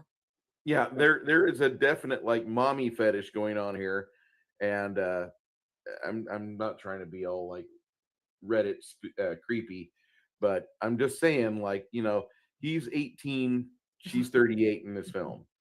Yeah. So, well, the thing is, he was legal, so she could have. I mean, she might have had a good time, but that's not what she was there for. She was there to do business, just get get that business money done. they needed, and he was the the clout basically for her to take care of. Not long after all that happens, Porter's making his way, and he's doing his pedestrian thing, and he gets run over by the triad. The triad steps out of their car. Stuntman extraordinaire Jeff Amata, the knife man in this movie, he's whipping this butterfly knife around. Yeah. He seems to be the big bad guy in that crew, and you see Pearl there just watching all of her guys get pretty much like dispatched, and she's not too happy that things are not going as well as they should, and she tries calling that one cop fat, and that, "Hey, you fat boy." I really shouldn't enjoy that so much, but that does make me laugh quite a bit. I thought that was a funny scene, especially when he punched her. She went, "Oh," like. Yes. I couldn't help but laugh. I don't know if I was supposed to, if it was inappropriate, but it made me laugh. I thought it was a really good scene. I just love Lucy Liu in this movie. I thought she did a really phenomenal job for her character. And it was funny too, even though I don't know if I guess she was supposed to be funny, but I just thought she did really good. I was really impressed with her. And the interaction between Fairfax or James Coburn and Porter is probably one of my favorite in the entire film. But the ending, the takeaway from that is Fairfax asks, "Are you going to kill me too?" No, because I already killed Carter, and it would really get me nothing more. He already knows I mean business with you, and so all he does is just shoot the luggage, and that's where he pretty much you realize this movie might get very interesting.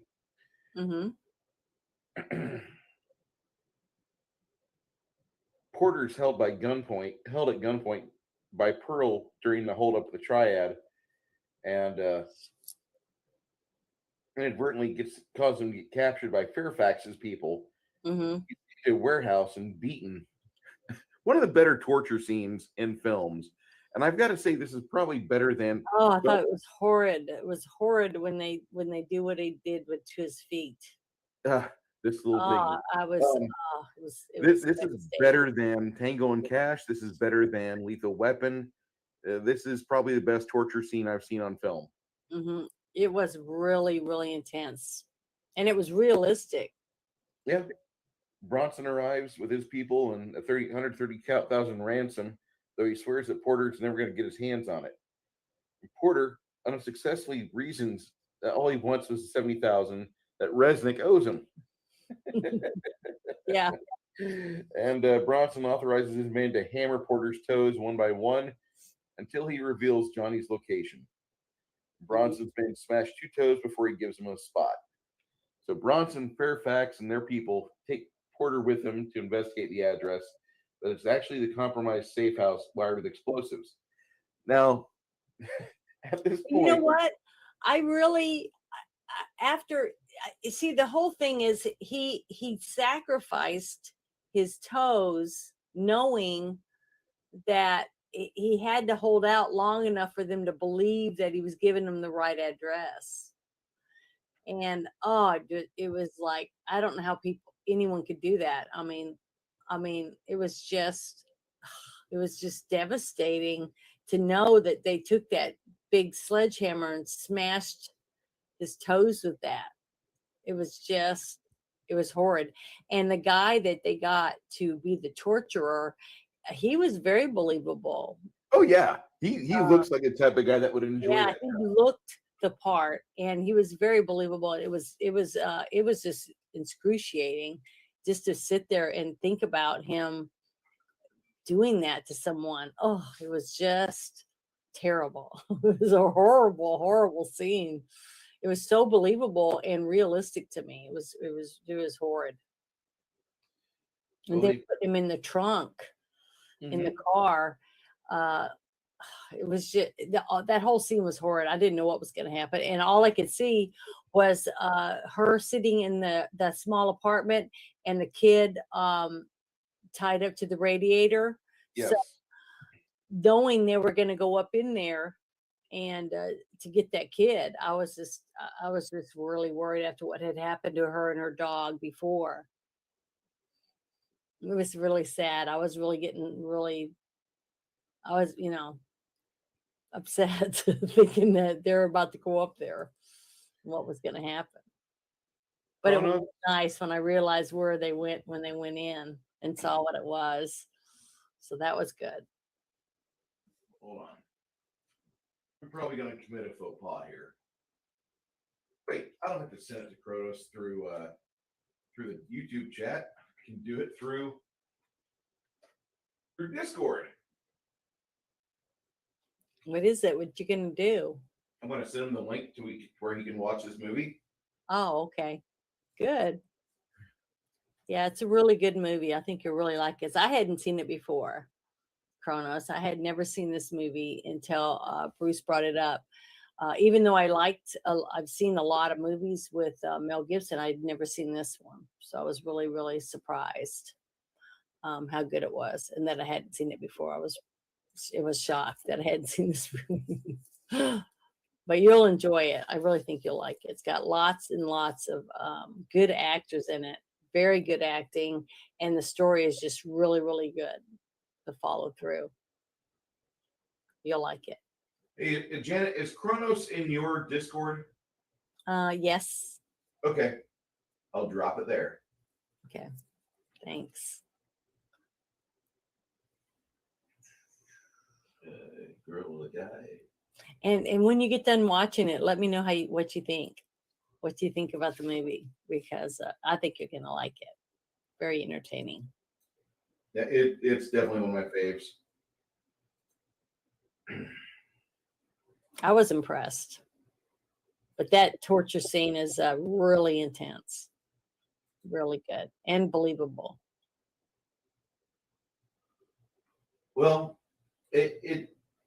it leads up to the climax of the film because they got him in the trunk of the car and he digs his way out of the trunk through the back seat. And it looks like a very realistic scene. It looks like a very he actually dug through a car to get there.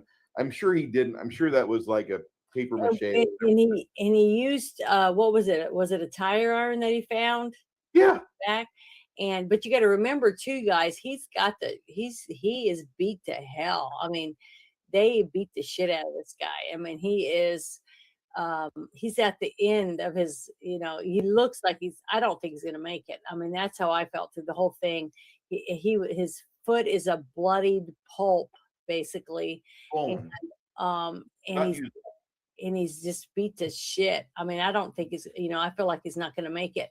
So when he's clawing his way out of that trunk, and we don't know for sure what's going on. All we know is we see they're going back and forth between Mel Gibson's character and the young kidnapped kid and the woman he loves, the woman he wants to save.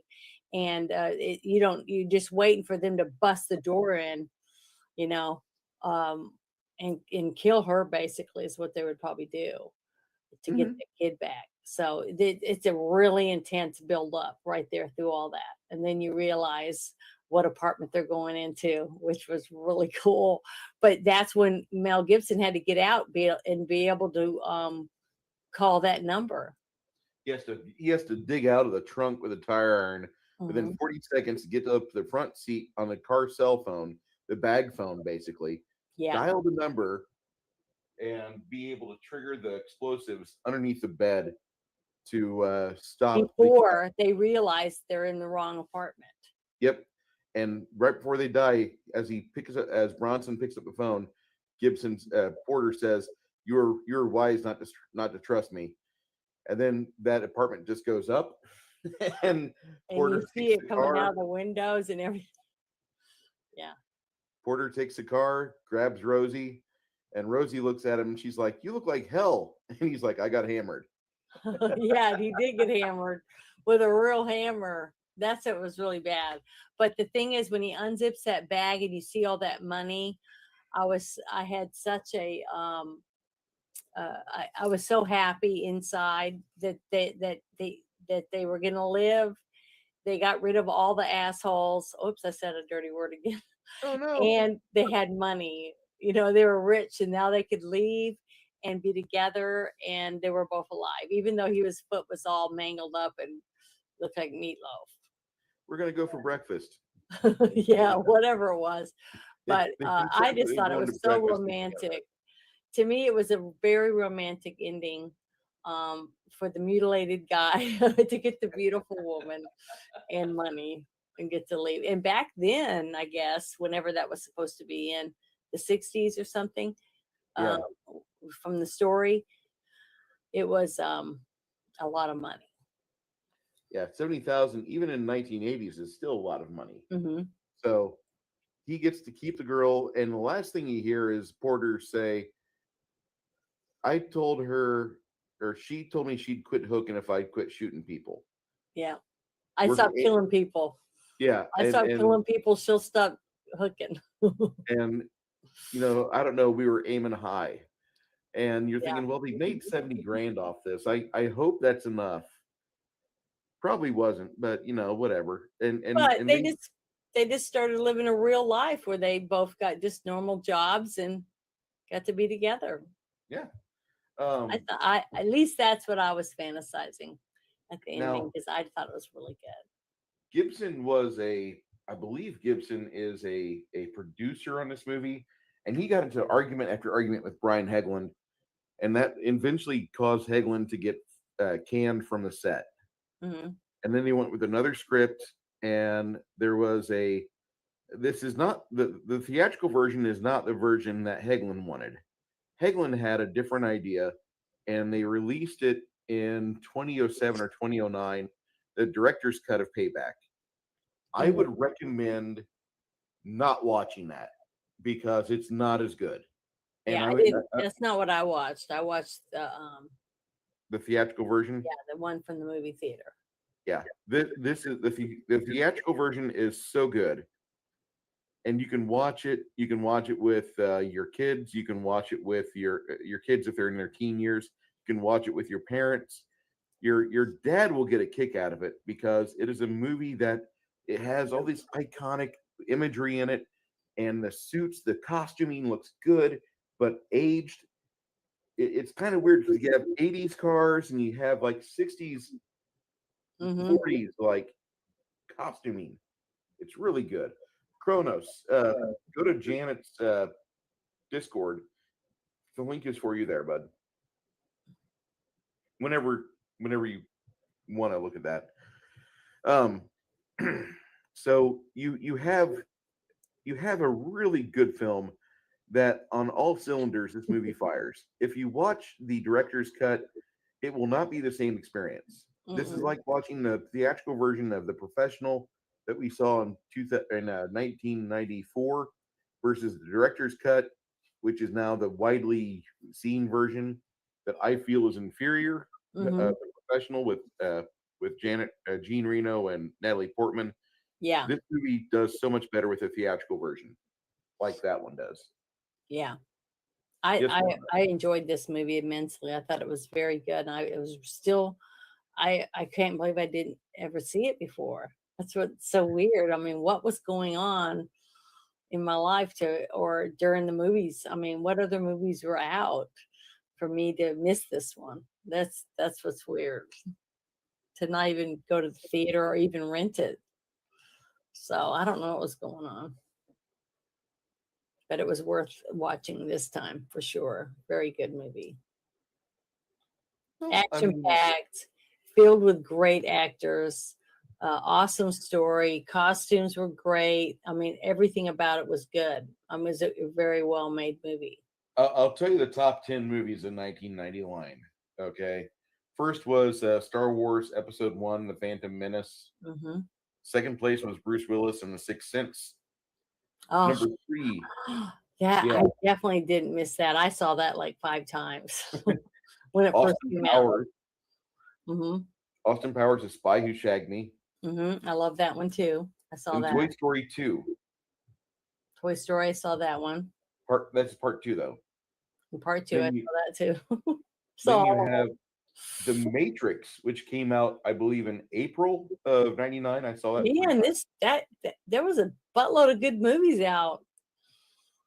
Then you have Tarzan, which I didn't see. What was it? Tarzan. I don't think I saw that one either. I don't recognize it.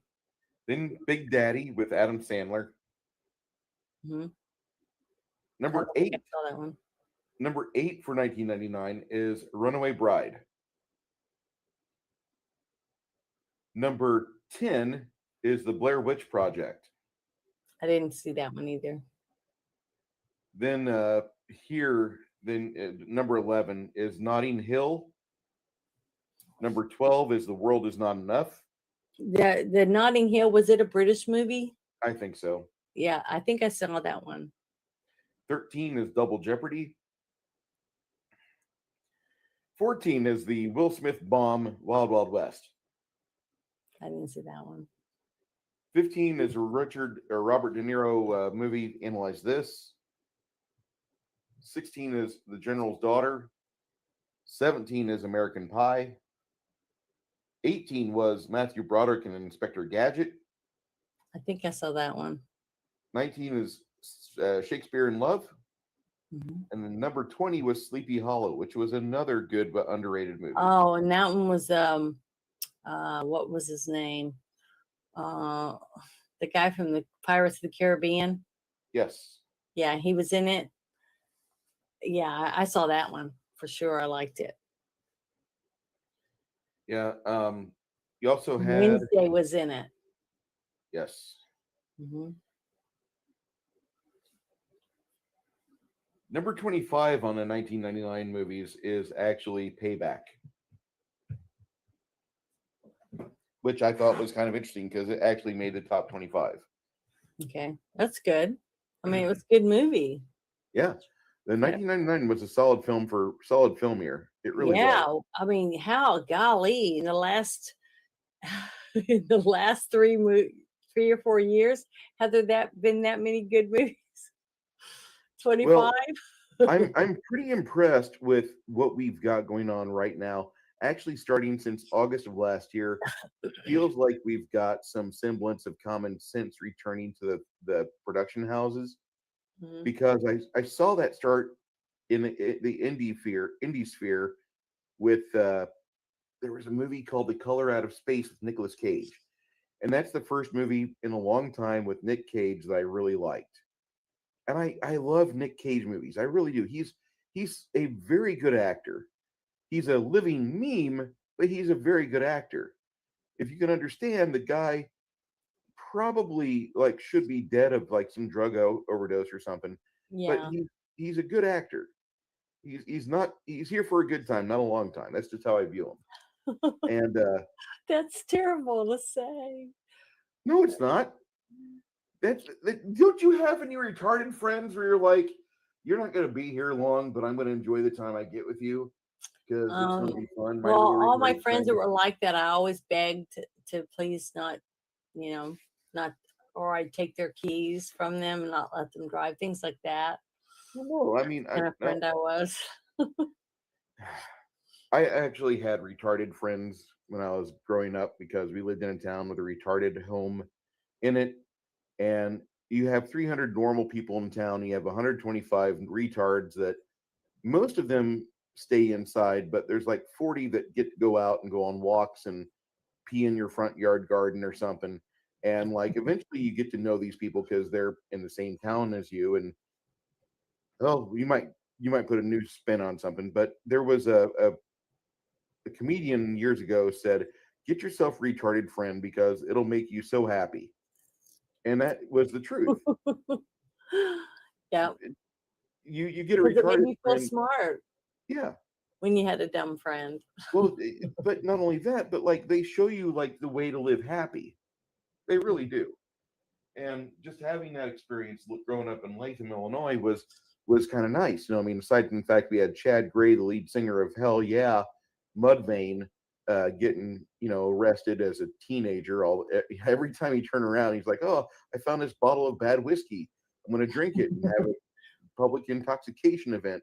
And Mm-mm. that's why he moved up to Peoria, was because he was going to turn 18 soon, and it was bad for him to stay in Latham.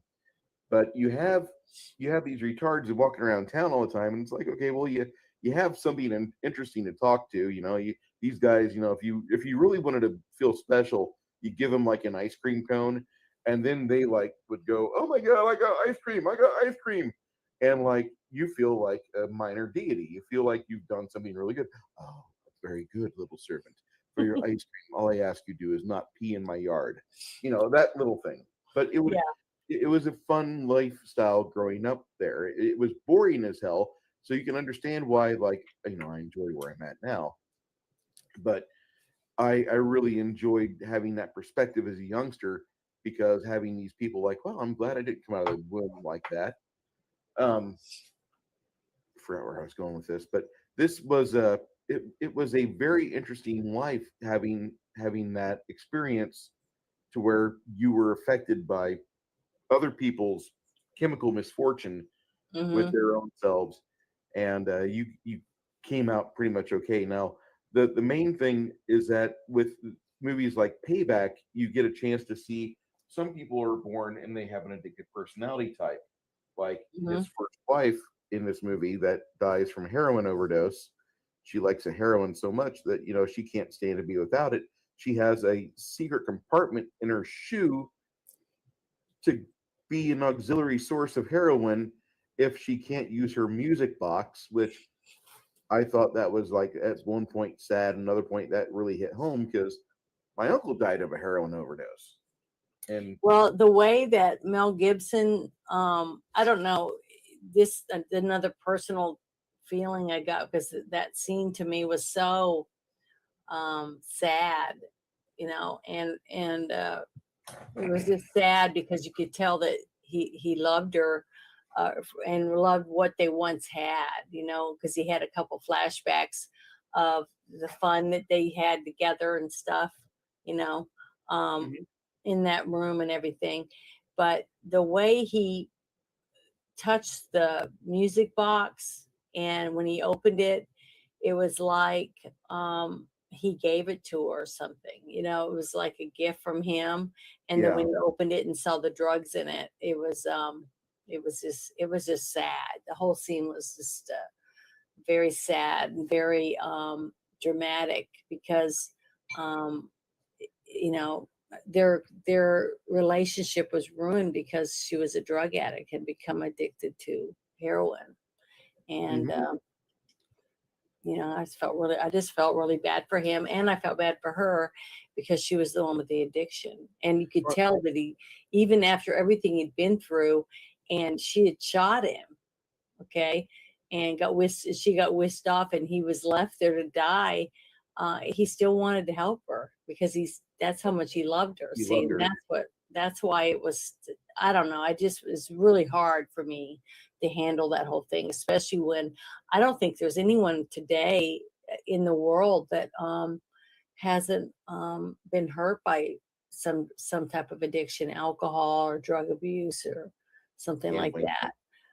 Yeah. So that's what made it really hard for me for that whole thing to watch it.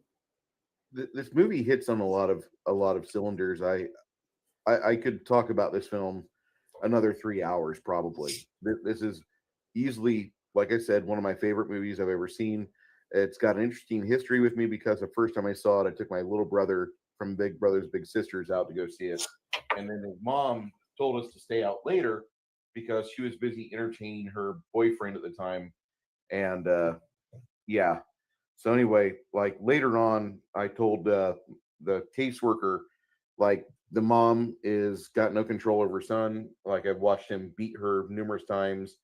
I've done what I can. You won't let me beat on the kid. So my year is done, and I feel like I've learned some things. But if I had my way, this kid would go into the system and get a foster family rather than his mom. Beat on his mother? What? Oh yeah, all the time. Oh, He beat the hell out of her. One time right in front of me, and like got her so bad, like her nose wouldn't stop bleeding. We actually had to call an ambulance. And then when the cops got there, they really didn't believe that it was the son. They thought I beat her. And I'm like, no, it was her kid. And how are you involved with this, Mr. Lombardo? Well, it was the fact that I'm a big brother, big sister. And then we called the caseworker, and he came down and started sorting things out. It's not soon after that, he was removed from the house. And, then she overdosed. And it was like, that's really sad. But like, this lady shouldn't have had a kid alone. She should have had like somebody around her, and being a family, like not being with the boy's father, like just mentally broke her. And it was a very sad situation. And that was through a part of my life that, like, I just learned not to give a shit. And I know that sounds really terrible. Did you stay in contact with him, Bruce? No, actually, I avoided every time he called. And only after he turned 18 did I put out the word to where he could find me and talk to me, and we had a conversation. But I didn't want to talk to him before he was 18 because I wanted to talk to him as a man. Like, you beat your mom like you were a man. Let's have a discussion now. Did you ever get to talk to him after he was 18? Yeah, I did. And how did he turn out? He's not good. He's not in good shape. I mean, he was put in Big Brother Big Sisters for a reason. And like, the bad thing is that he's like a subgenius. But the bad thing is that he comes from a bad home. He has a lot of chemical issues with him, and he's going to need to have meds all the time.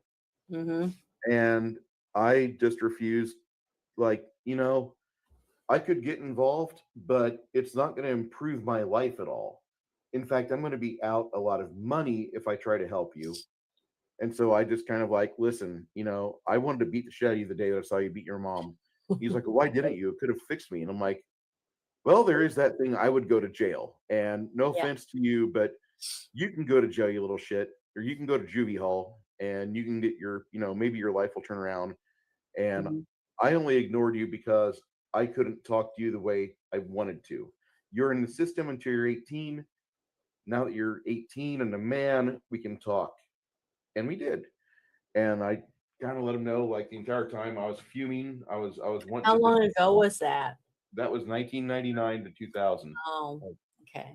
And like, he told me, he's like, what do you realize that you got my mom killed? I said, no, your mom killed herself.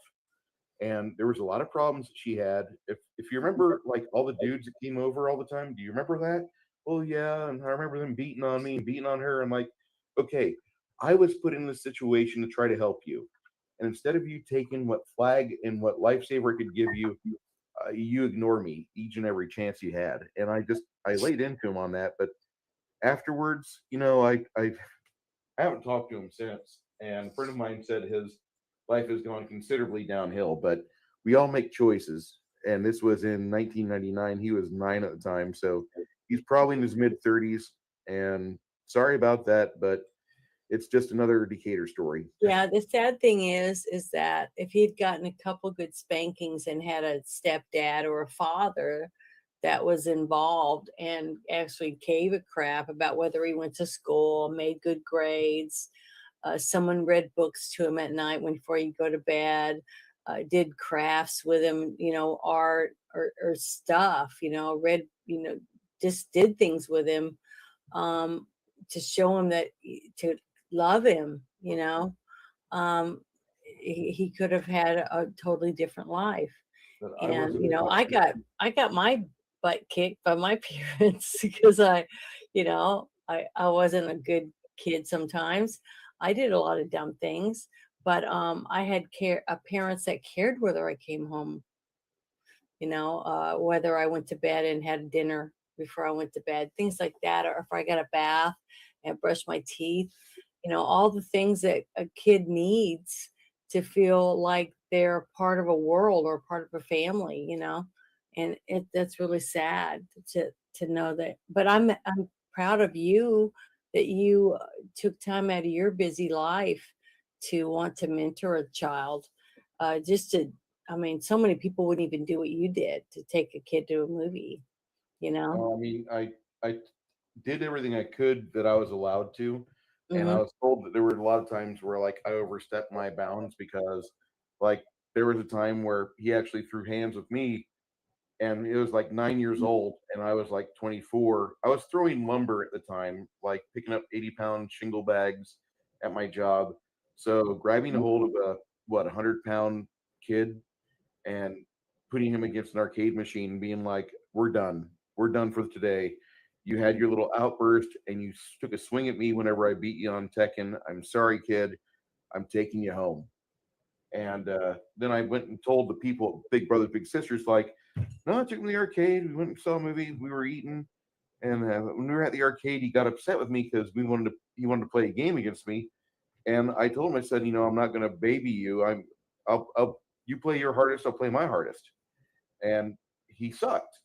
And then he got upset. And he took a swing at me, and I put him against the arcade. And I'm like, I've got you off the ground, and you're pinned against the arcade, kid. We're going to take you home, and you can figure out what you want to do after this, but I'll see you next week.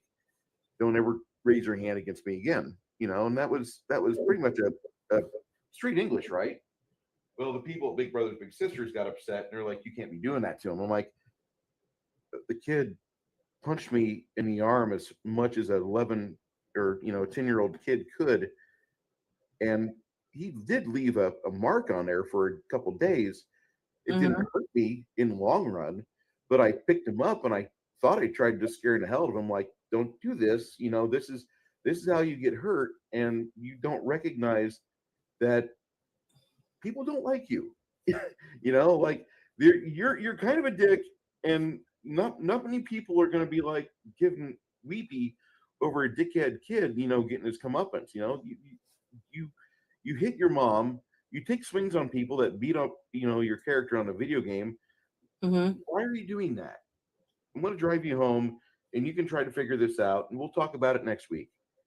And then it wasn't long after that everything came falling down on his head, and I felt sorry for him for a small bit, but like he did it to himself. And I know this sounds bad, but I mean, there's plenty of opportunities that he had to reverse the bad decisions he was making.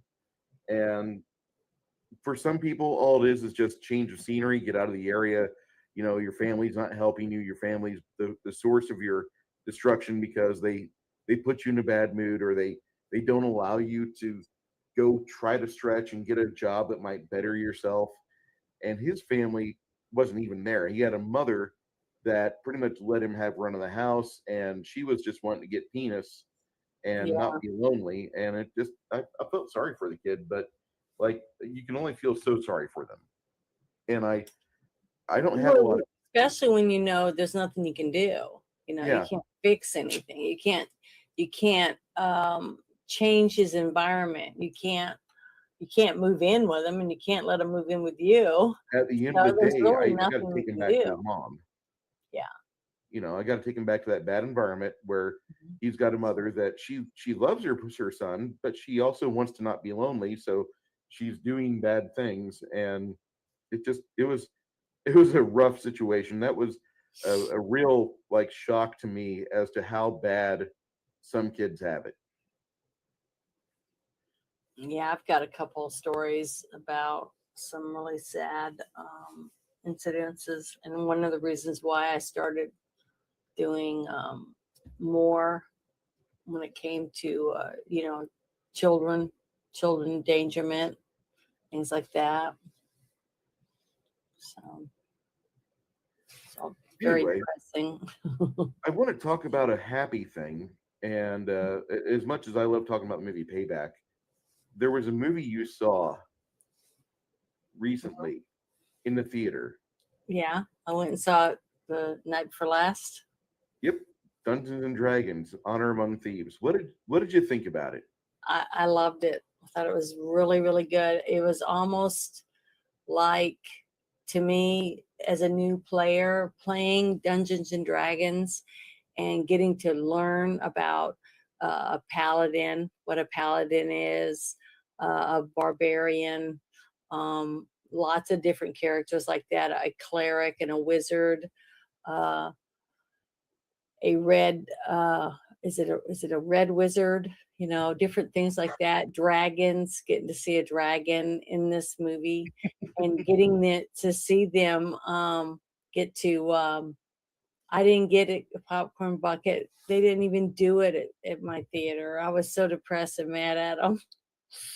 So, but guess what I did do? I left him my phone number and my name for the manager, because I told him I want to get that big thing, the cardboard thing that they had in the theater. So hopefully I'll be able to get it when the movie's finished. So they'll call me and let me come pick it up. Legions of Myth is going nuts over there. It's like, that's the Guardians of the Galaxy film. Ah, and it might No, be. I didn't think it was.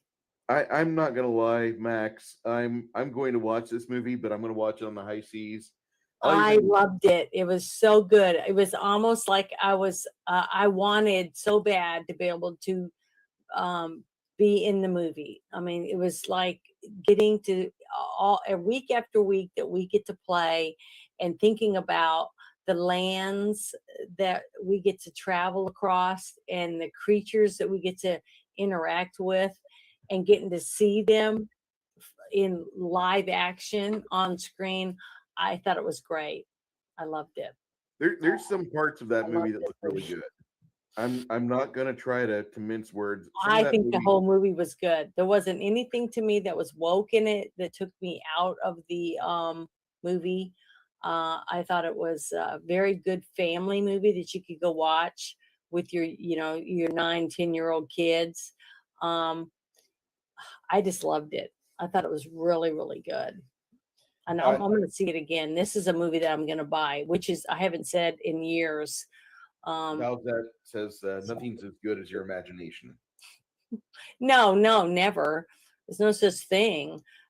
Just like, if you read a book growing up and then you get to see it made into a movie, it's never going to be as good as what you remembered from the movie. But I don't know. I really loved it. I told Bruce before we started that if there was a place like a Disney World, but it was Dungeons and Dragons world, where you could go and dress up in character and play out whatever it is that you're doing in your game, and have a place on the map, like it's set up to where this is where the orcs live, and this is where the dragons live, and you go to the different places and act out something from your with your characters dressed up as characters from the game that you play, and get to just run around and interact with each other. I just think that would be so neat. And that's what I was thinking about the whole time I was watching this. I go, I have that token. I'm a cleric and I have that token, and I could talk to dead people and ask them 5 questions. I just thought it was super neat. I loved it. I was excited. And guess what? People after the movie was over were clapping. I clapped. I was When one was of the the last time that happened in a theater with you? It's been a very long time since I got to see that in a movie. I think it was Maverick that people clapped too when Maverick was out. Yeah. Because people are dying for good entertainment. And I loved it. I'm new to Dungeons and Dragons to actually get to play it. Yeah. I wanted to play when I was young, but everywhere I went, they said no, because we moved every year or 2 years because in the military, and I never got to play. And then I grew up, and then I got married. I had kids. My whole life changed, so I never did get to be that kid that got to play DD. So when Bruce was telling me one day that they did it, I told him, I said, I've never gotten to play, and I would love it. I would love to be a character, make a character, and get to play and use my imagination again. And I'm like a dumb kid. I don't know if anybody's seen me, but I love it. It's fun. I think about it as me being the person that's getting to play in this game. And that's how I felt when I went to see this movie.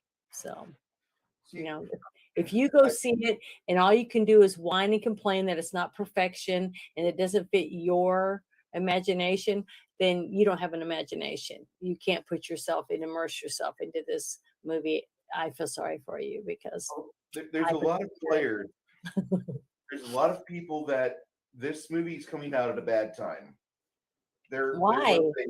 Okay, We're in a desperate need for good entertainment. I think it's a perfect time, and I'm so thankful that I got to go see it. Now, I would have loved it more if I'd gotten that beautiful box that looks like a giant dice to throw, but I didn't. So now I'm gonna have to get on eBay and try to find me one. All right. Well, I got to take you back in time to Hasbro's had the Dungeons and Dragons license for a long time. Okay. Hasbro has put people in places where they probably should not be. And in January, they made the big announcement that they're going to be releasing a new edition that's compatible with 5th edition D&D, which we do not play that version. We play Pathfinder, which is based on the 3rd edition of the game. A lot of me resonates with the statement that Dungeons and Dragons stopped at 2nd edition. And at 3rd edition, it got bought by WotC, Wizards of the Coast, the people that are behind this version.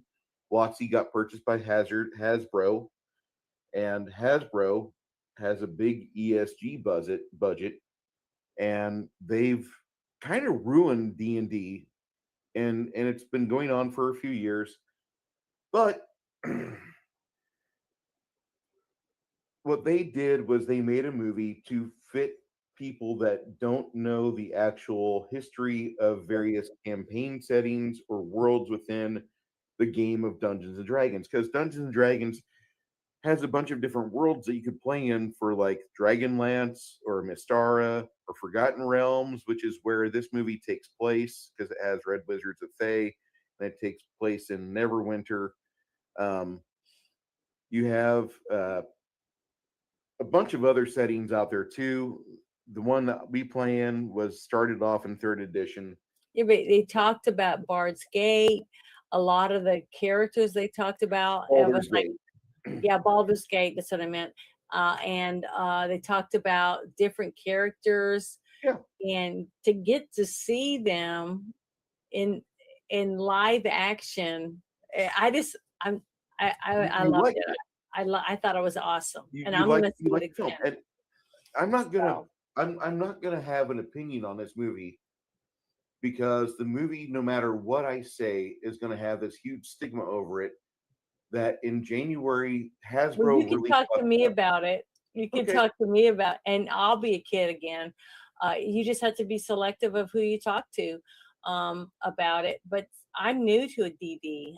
I'm new to actually getting to be a character and learn about it, about what each dice stands for and all the different things. But to get to see as a newbie, to get to see a paladin fight with honor, it was just I can't even put words to it. It was awesome. That's all I can say. I loved it. It was a wonderful, wonderful movie. And the only bad thing is I wish I went with my sister, and she doesn't know anything about any of it. So it just would have been so cool if I could have been holding hands with two friends that like DD, and I was just so excited. I can't even tell you.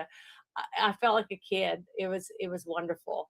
See, that's kind of what I wanted to hear, because I won't have a fair judgment on this movie, and a lot of my friends, even my friends in the chat, won't have a fair judgment of this movie because Hasbro made some very toxic statements back in January, and they've been making digs at people for a while. They've gone the Disney route of, if you can't get people to buy your stuff, you bash them on social media.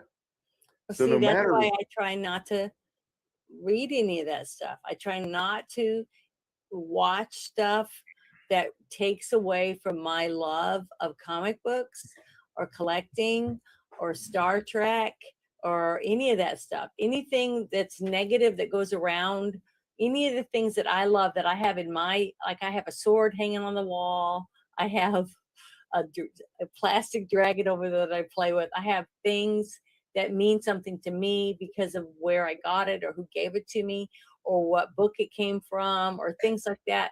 I try not to put information into myself yeah, that I know is going to take away from those things, because it just makes me mad. Like I have the whole series of The Walking Dead over there, and lithographs that are autographed by the cartoonist and the writer, and all the stuff.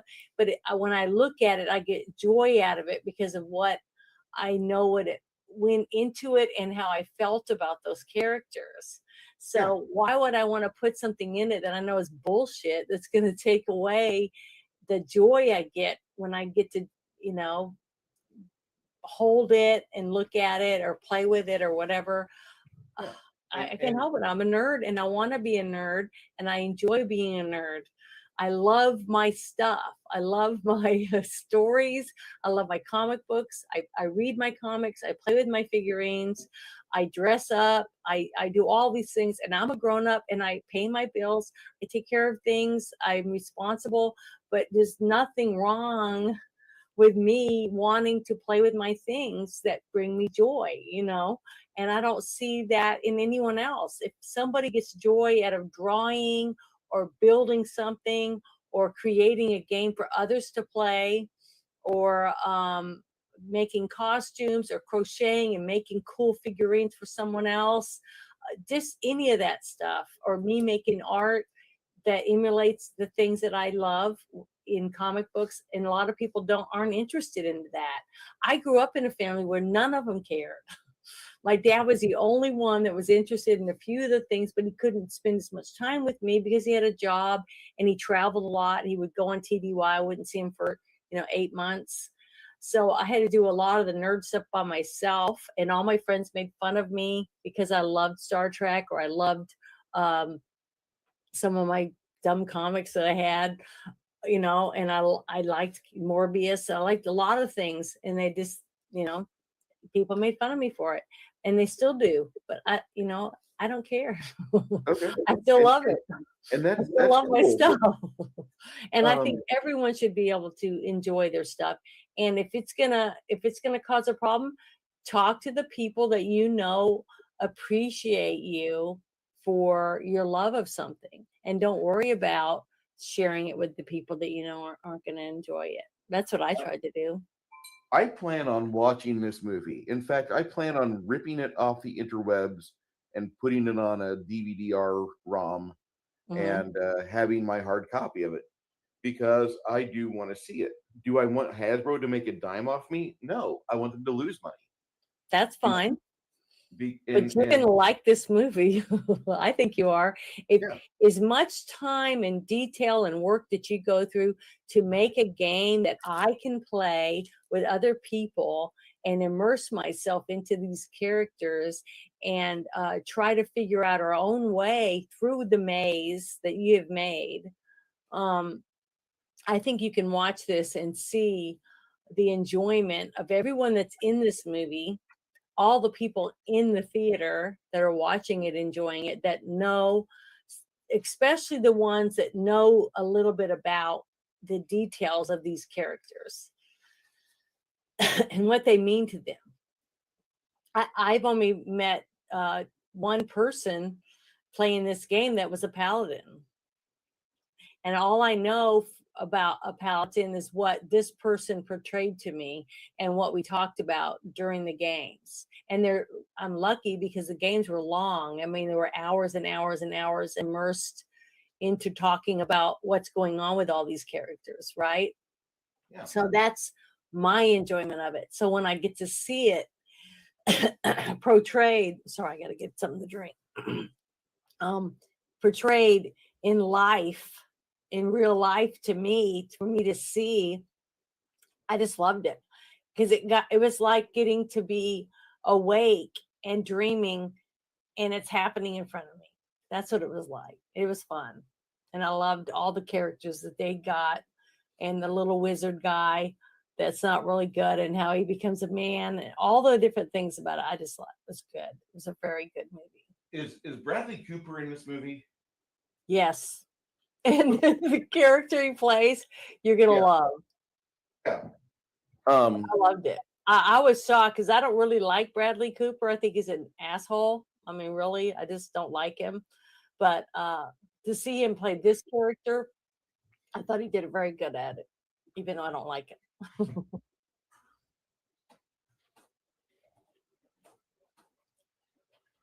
I think he's an arrogant asshole. But I won't tell you why, but I do.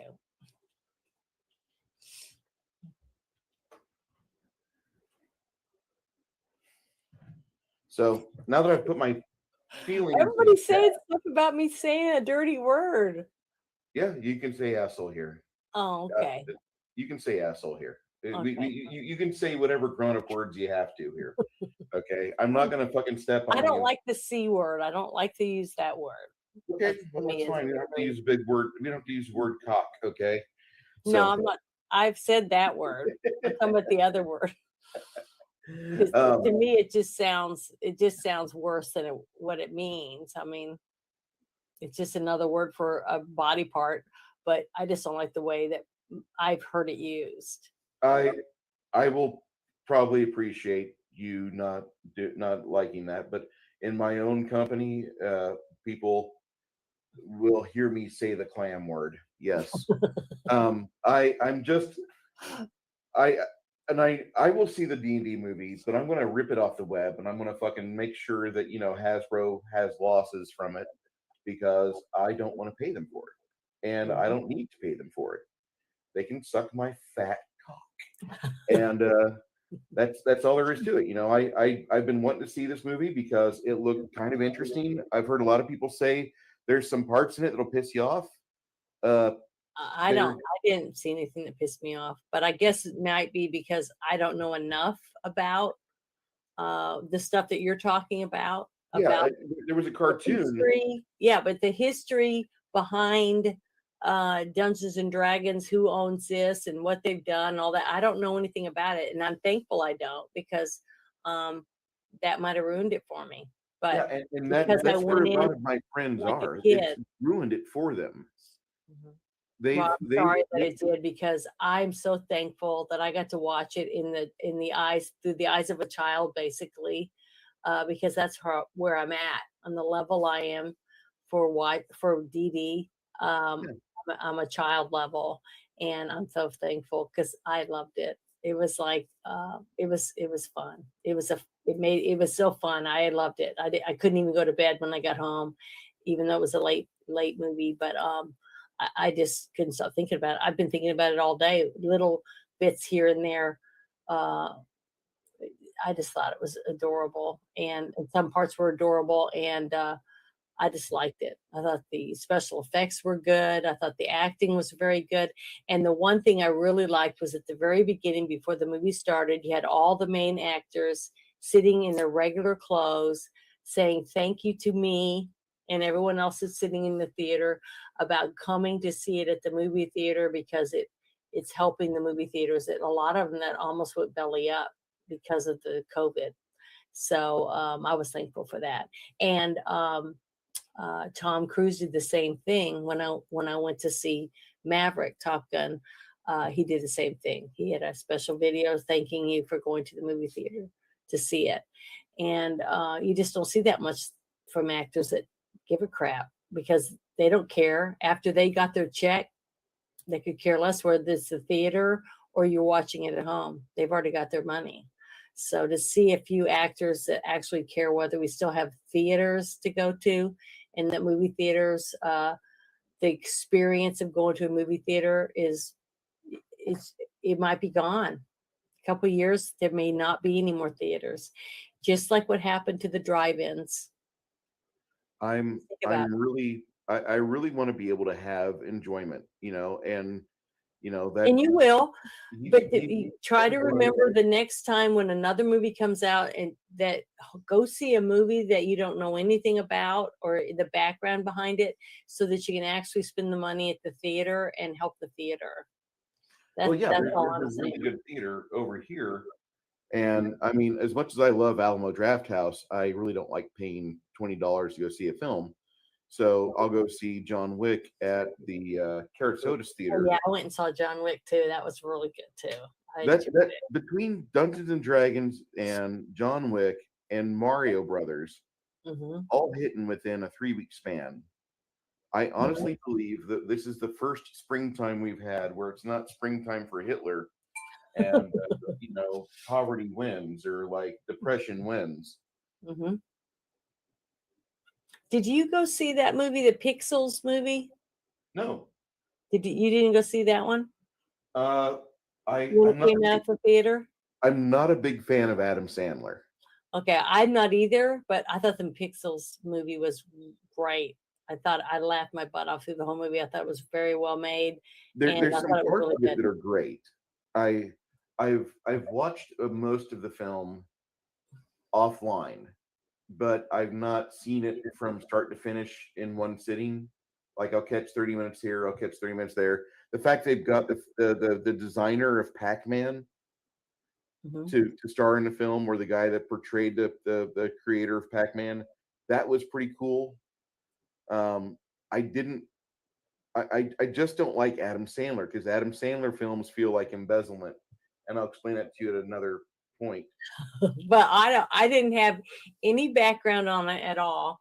But when I went, all it made me think about was going to the arcade and playing all those games. Yeah. And getting to see all the games come to life and interact with people and stuff. I thought the concept was just It's awesome. fun. It's a fun concept. It is. And the thing is, and I try to, when I look at anything like that, when I really sit down and I try to, just like I said, there's a lot of actors that I can't stand because they're jerks. But if they do a good job at making me believe them as a character, I try to put that to the side and just base it on what I'm seeing on the screen, because of all the other people behind the scenes that no one knows anything about, all the crafty people, the background, the makeup people, the sound people, the people that do the lighting, the stand-ins, all the people that worked hard that you never see. Okay, those are the people that I try to, when I watch a movie and I talk about it, it's not just the actors in the movie and the director. It's all the other people that actually make this movie successful, because without them, you wouldn't have a movie. I mean, I don't care if Nicole Kidman is this or that woman that was in the Hunger Games was that great as an actress. If it hadn't been for all the other people running around as extras dressed in costumes, how believable would the movie be? And every movie can't be CGI. I mean, it's just not realistic. The interaction between a person talking to no one is not the same as an actual person talking to a real person. I mean, I can see subtle things like that myself, and I'm sure I'm not the only person. So that's what I try to think about when I go see a movie, was everyone else that was in the movie is why it's good. Yeah. That's something that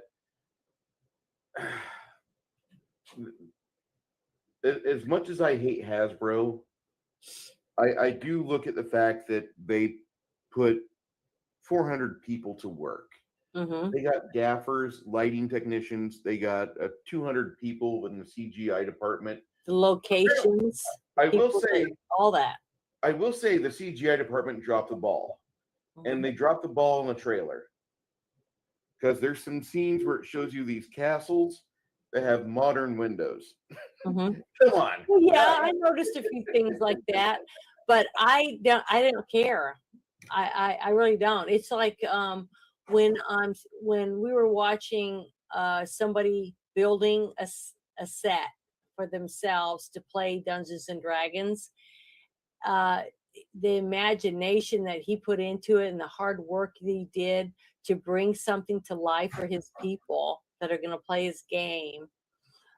It doesn't matter the flaws in it. I can look past all of that, because all I'm thinking about is the joy that the people are going to have when they play the game, because of his efforts to make it more realistic. You know, like when you're setting your characters up and stuff, you're helping me immerse into it.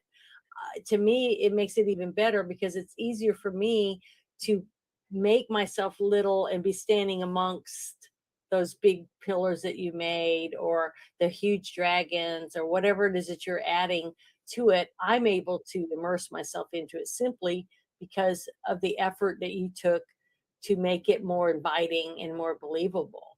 So that's how I look at the movie. See, I'm able to put myself into it the same way. People walk in my office and they see my stuff. A lot of people just go, they just they don't know how to react, because sometimes it's just overwhelming. I'm overwhelming to a lot of people. People just seem to they either they really like me, or they just go, that's the freakiest person I've ever met, and I never want to see her again. You know, because I'm a lot to absorb. You know, I've had people say that to me many times, that I'm very overpowering, and I don't try to be. But when it's something I'm excited about, I know I get over zealous, or whatever the words are. But you know, I'm excited because if this movie causes young children to want to learn how to play Dungeons and Dragons, and take them away from a video game and put them in front of a board to where they have to use their imagination to bring it to life, I'm all for it. That's kind of where I'm at on this. I mean, I don't like the new version of D&D, and I haven't for years. And I haven't liked the new editions of D&D since. I want you to read Max's story. I think I would love to see this made into a game where we can sit and play it. I don't know how to do that stuff. I don't know the people that we'd need to get a hold of, but I've never seen anyone put so much effort into so much detail, into so many characters besides you as a dungeon master, you know? And I think that you could read what he's doing, some of it, and you would be going, this guy is really talented when it comes to his imagination. And I could see something coming from it, you know, some form. Appreciate that. We got a question from the chat. Want to know, what is your favorite variety of Star Trek? What's your favorite Trek? My favorite Trek is original, that I watched with my dad, reruns with my dad. I can't help it. I absolutely love Spock and Kirk's personalities, their interactions and with Bones, the original people. And Okay. now I like second generation, the next generation. I like a lot of their characters, like Data, and some of them the way. And I liked Picard on that show, but I don't like the new show that they have them out now. It's Okay. not real Star Trek to me. But you can't help it when you watch something and it's your first time watching it and you're immersed into that.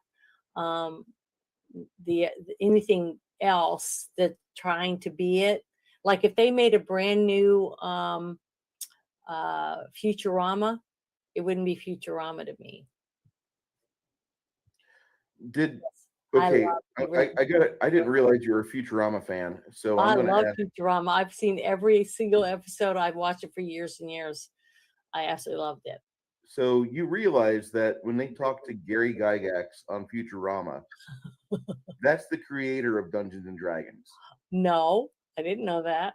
I never Yeah. got into the past this watching the show and loving the characters. I never knew, I just never spent the time to Hold get on. into the rest of it. But I just love it. I think it's a genius show.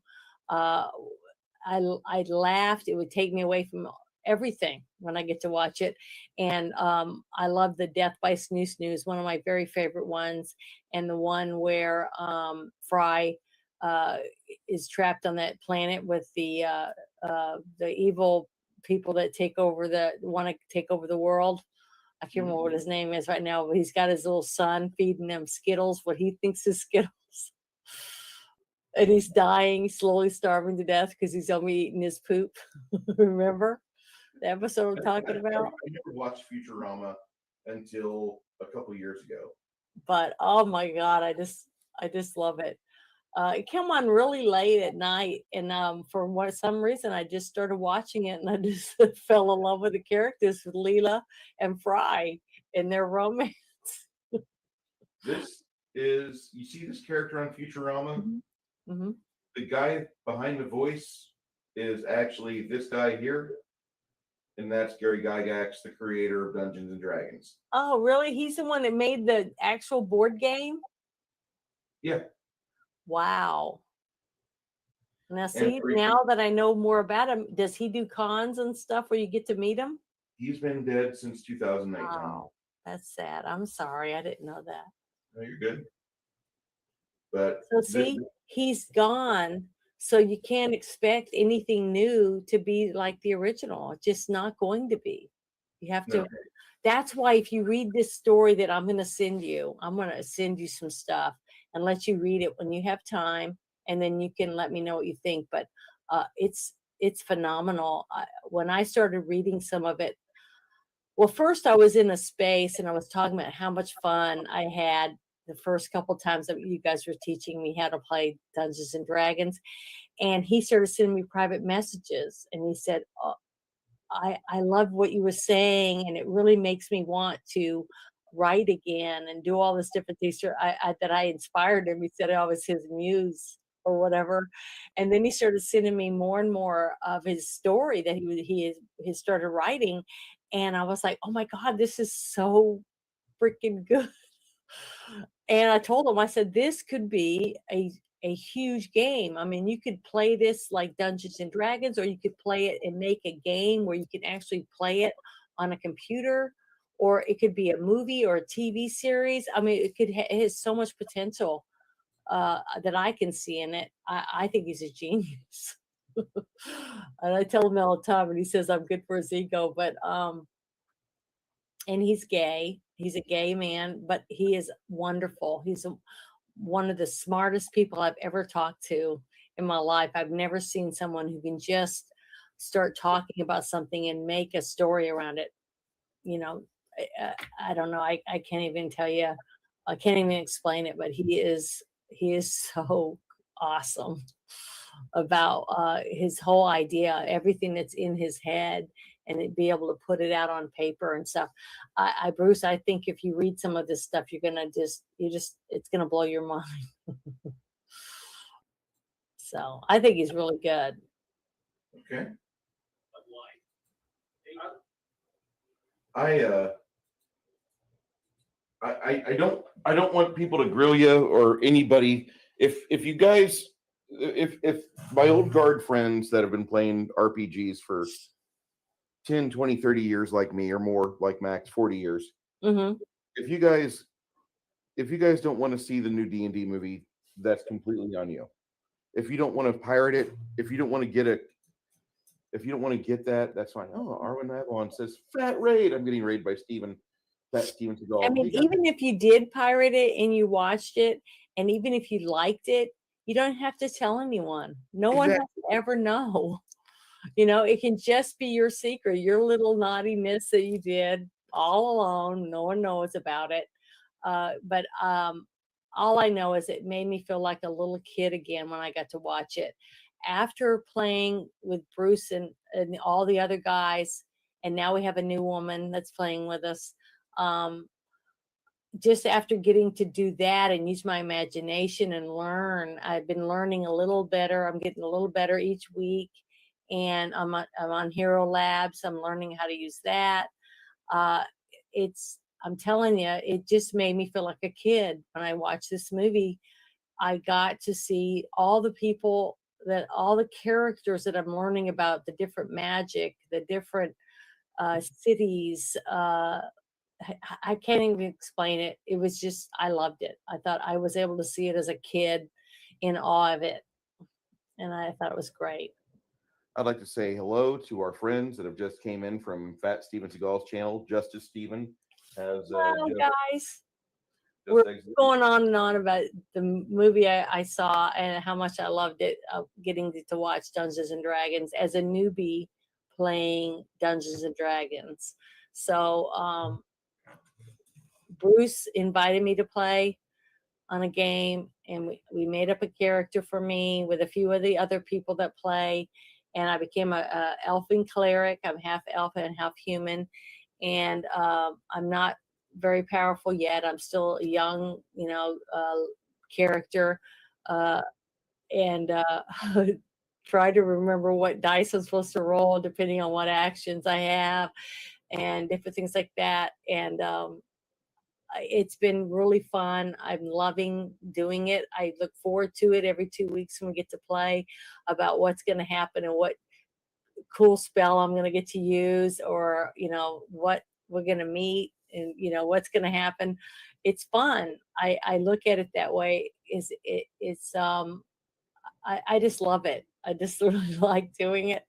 And then when I saw the trailer for this movie, I was like, I can't believe I'm going to get to see a movie about the game that I'm playing. So when I went to see it, I loved it. I felt like I was a giddy kid watching it live, That makes me happy. life in front of me. And I loved it. I loved it. I thought it was awesome. And I'm going to see it again. And I'm probably going to buy it because, and I know I don't know a lot about the background of a lot of the things that's going on with the game because I'm not that far in, I don't know enough about it yet to understand all that. But it's not going to change the way I feel about the movie because I just can't explain it any different than that. You really enjoyed yourself. Yeah, I really loved it. It was fun. I miss fun. I miss getting to go to the movies and leave and be excited, like the very first time I saw the very first Iron Man, how happy I was to leave. And I'm like, I am Iron Man, dumb shit like that. To enjoy a movie because of the premise of the movie and the character that you're getting to see when you go. And I'm glad I've distanced myself enough from the intricacies of every detail, knowing every detail about something, even Star Trek or Star Wars or any of that. I don't know so much about all of the intricacies of the person who wrote the book or the story or whatever that I've distanced myself. Maybe it's because of my profession or whatever. I separated myself from a lot of it simply because I didn't want it to ruin my chances of getting to see a movie and enjoy it because I didn't like someone that was in it or something about it. It would take away from um, my joy of the actual stories. So I try to stay out of all that part of it as much as I can. And that's what I recommend to a lot of people. If you're so involved in every detail of who's writing a story or their politics views or any of the things that's going to take away your joy from ever getting to read their book or when I started hearing things about Stephen King, I stopped letting them talk to me about it anymore because I loved Stephen King's stories so much that I just said, I don't want to hear about his politics. And that's why I get so mad at a lot of the stars when they start blabbing their mouth on whatever show or TV series or award shows or any of that stuff. I don't watch any of them anymore because once they start blabbing their mouth, I can't watch them anymore. I just cannot buy a ticket to their film because the person that I wanted to see on camera is not that person anymore. They're the person that I saw bitching about this, that, and the other. So I can't, like the first time I saw the actor in The Witcher after seeing him as Superman, I had a really hard time. It took almost 3 episodes before I could accept him as the Witcher because I had to deprogram myself to visualize him as another character. So I've tried to not, I work really hard at trying not to box someone in to a part because that's not what we should do. We should try not to do that. So I'm trying to teach myself not to do that so I can enjoy the future of an actor. But if they go out and start blabbing, or a singer or any of these people start blabbing about things that they think they know better than me about what's healthy for me and stuff like that, it ruins it. I can't watch their stuff anymore. So I try to distance myself from that aspect of those people's lives so it won't take away my joy of being able to have 2 hours of watching a movie without their big nose in my business, if that makes any sense. Sorry, Bruce. I went on a rant. You're good. And it was sad. Like somebody recognized, like, you enjoy the moments, ladies and gents. Janet is expressing what's really important in the hobby. Fuck the politics and all the other bullshit. That step into another realm. It's wonder and discovery. And that's exactly how I felt. I really felt like maybe I'm kind of glad that my sister went with me and none of my friends or any of you guys got to go with me because I probably would have embarrassed you really bad. I mean, I was so excited. I almost wanted to take my plastic dragon and have it sitting on my shoulder the whole time I was at the movie. That sounds stupid, but I would do it in a heartbeat. And that's why a lot of people can't handle me because I'm not embarrassed to do that. I'm not embarrassed to dress up in a costume that says Queen of Comics and have a crown and all that and dress up and go see a Marvel movie, And you guys don't have to agree with me. You guys can disagree with me on that. If everyone's pointing at me and laughing, that's okay too. I don't have a problem with it. I'm not a big fan of the D&D label anymore. I grew up playing it. There's other games out there. I'm writing my own based on a previous edition of it. I recognize it's the elephant in the room. That's great. I'm happy for it. But I'm going to pilfer a lot of players away. And I encourage other creators to do the same. I encourage people that want to honor the hobby to not play it because there's too many people that got blinders on. We can only play official D&D content. We can only play the newest official edition. And you got to kind of take these people baby steps away and be like, listen, there's other games these guys have written. There's other things these guys have done. And if you show them these games, they might find a new way to enjoy themselves in the tabletop hobby. Mhm. And Max said earlier, he's like, every time I hear Janet say D&D, she plays D&D, I replace it in my head with tabletop role-playing game, and it's fine. And that's kind of how I feel, because D&D's been a burr in my ass for over fucking 15 years. They've shit the bed for 15 years. And I know some people don't like third It's edition. not called D&D. What Mine, we're doing. it's Pathfinder. But what's the difference? To me, it's Dungeons and Dragons. That's what we're playing. Look, that right there, there's nothing wrong with that statement, because that is the perception that somebody has when they haven't been in the hobby for a long time. I thought we were playing D&D. We basically I've are. never been in it until I met you. Yeah, and that's fine. Kronos, Oh, it's not called that. What is it called? I call it. You're going to call it Pathfinder? Pathfinder, and that's the version I'll try that to we remember play. that. Yeah, that's fine. That's fine. But like D&D, Pathfinder, it's all the same stuff. You sit down, you roll dice, you roll this big golf ball thing a chunk of times, and then you roll these other dice, and whatever it is, it could be Vampire the Masquerade or Dungeons and Dragons. But the part of the hobby that matters the most is you sitting down with friends, preferably at the same table.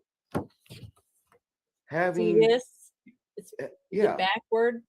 I good. printed this out and laminated it so I could lay it here on my desk while I'm playing with my little bag of dice, so that I can try to learn how to roll and what I'm supposed to roll when I got these little. Let me pull it up here. Okay. I don't know if you can see it, but see, it's got little skulls in it. Yeah. I special ordered these so I'd have cool little my own dice, all because I wanted to play something I never got to play when I was a kid. And now I'm a grown-up kid that gets to play, and it's new to me, and I love it. I love doing it. And I have grown-up friends that just look at me and are embarrassed to be around me while I'm talking about it. But that's just the way it is. I could die tomorrow, but I'd be glad that I got to do this. Yeah, and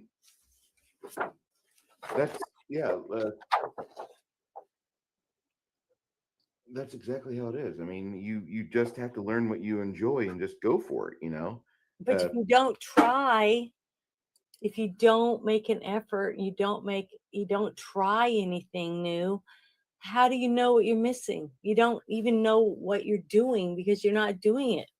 Well, one of these days, I promised you could my die friend tomorrow and you've never tried something because you were worried someone was going to laugh at you or point their finger at you or go, "Oh, I can't believe you're doing that." Don't tell them. Don't tell anyone if you don't want anyone to know. Just do it anyways, because you need to say to yourself when you look in the mirror, I did it. I tried it. I made the best choice I could to do it. It didn't work the way I wanted it, but I made an effort and I tried to do it, instead of saying, "Oh, I wish I tried that," when it's too late. I'd much rather have my friends try things and at least experiment. I really appreciate everybody being in here. We've gone for almost 3 full hours talking about the various things in our lives, from It chicken. doesn't seem like it's been that long. I know. Our nights go by quick. Really enjoy having you on with this show, Janet. And we will be starting a new endeavor here in the next month. Wait, before I talk, but we will be doing a political stream on every other Saturday night on Rumble. And me and Janet are gonna probably fumble through it. We're gonna boomer through it. We're gonna get good at it, but it's gonna be more of a no holds barred sort of thing. I did a test on Rumble last night. It seems to upload pretty well, so I'm pretty happy with my result. I'll figure it out, and look forward to having some of my friends from here check us out. I did that test last night. I mentioned some things about the Nashville shooting that I can't talk about on YouTube because YouTube's a bunch of pansies. Okay. Hey, Legion of Myth, have a good night. Thank you so much.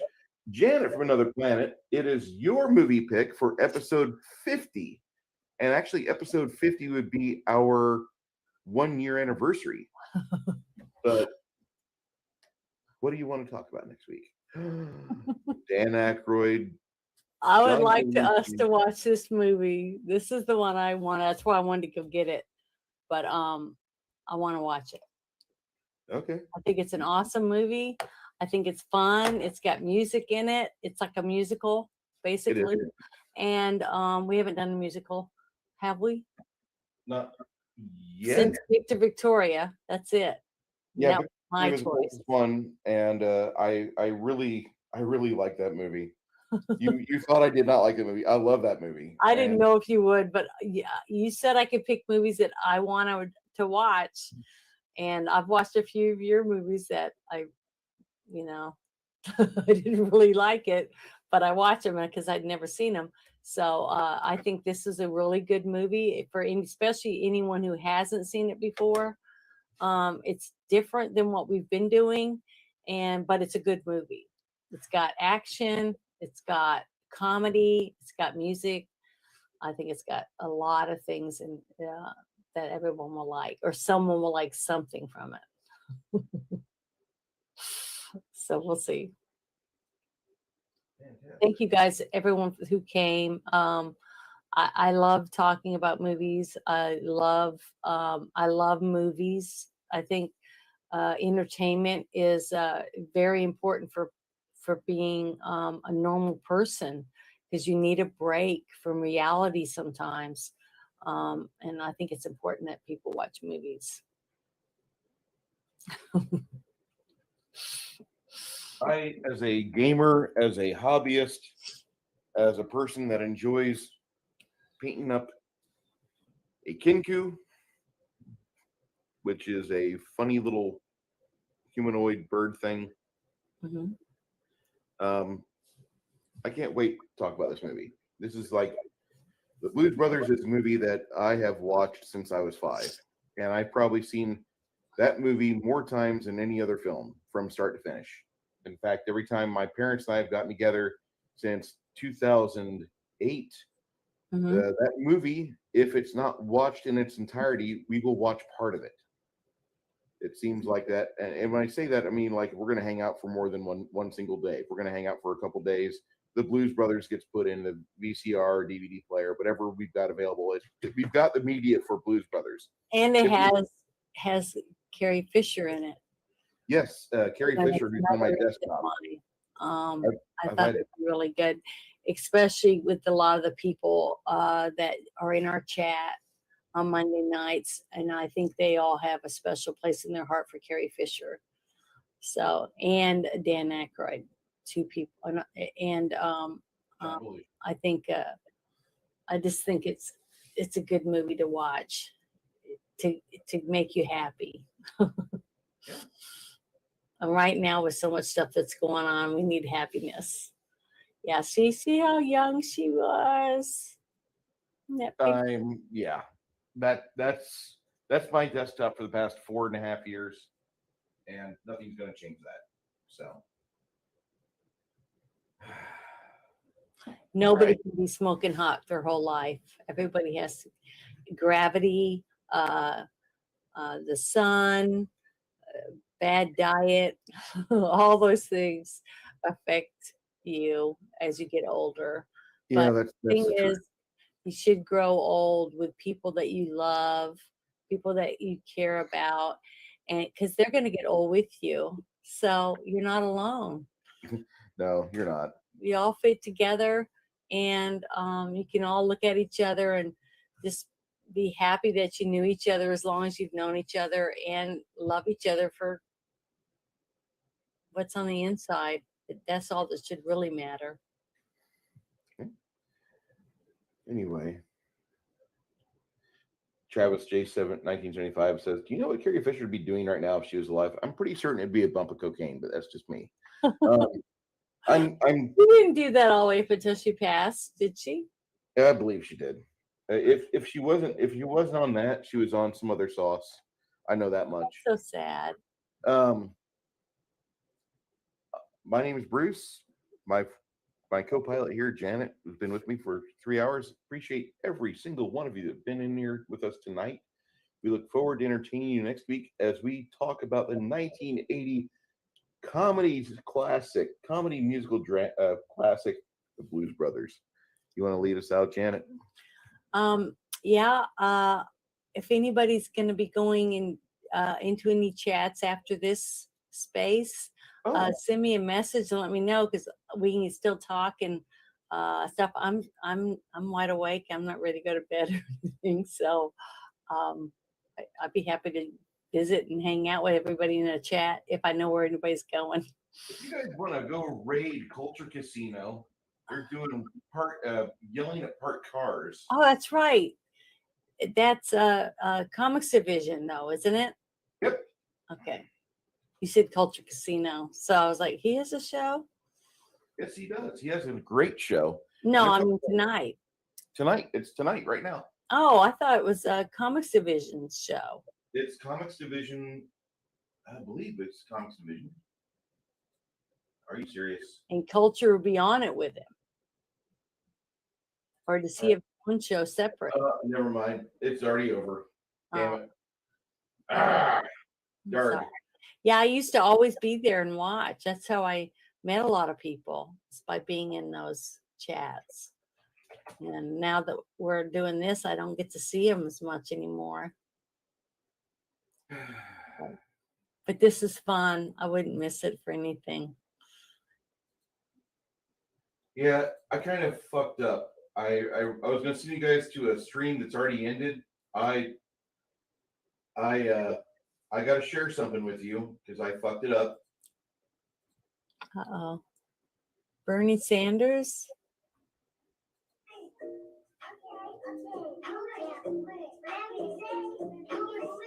All right, I'm done. I can only handle so much of her.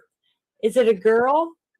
I hate that little girl. Oh, I didn't know if it was a girl or a boy. Pretend to be a girl.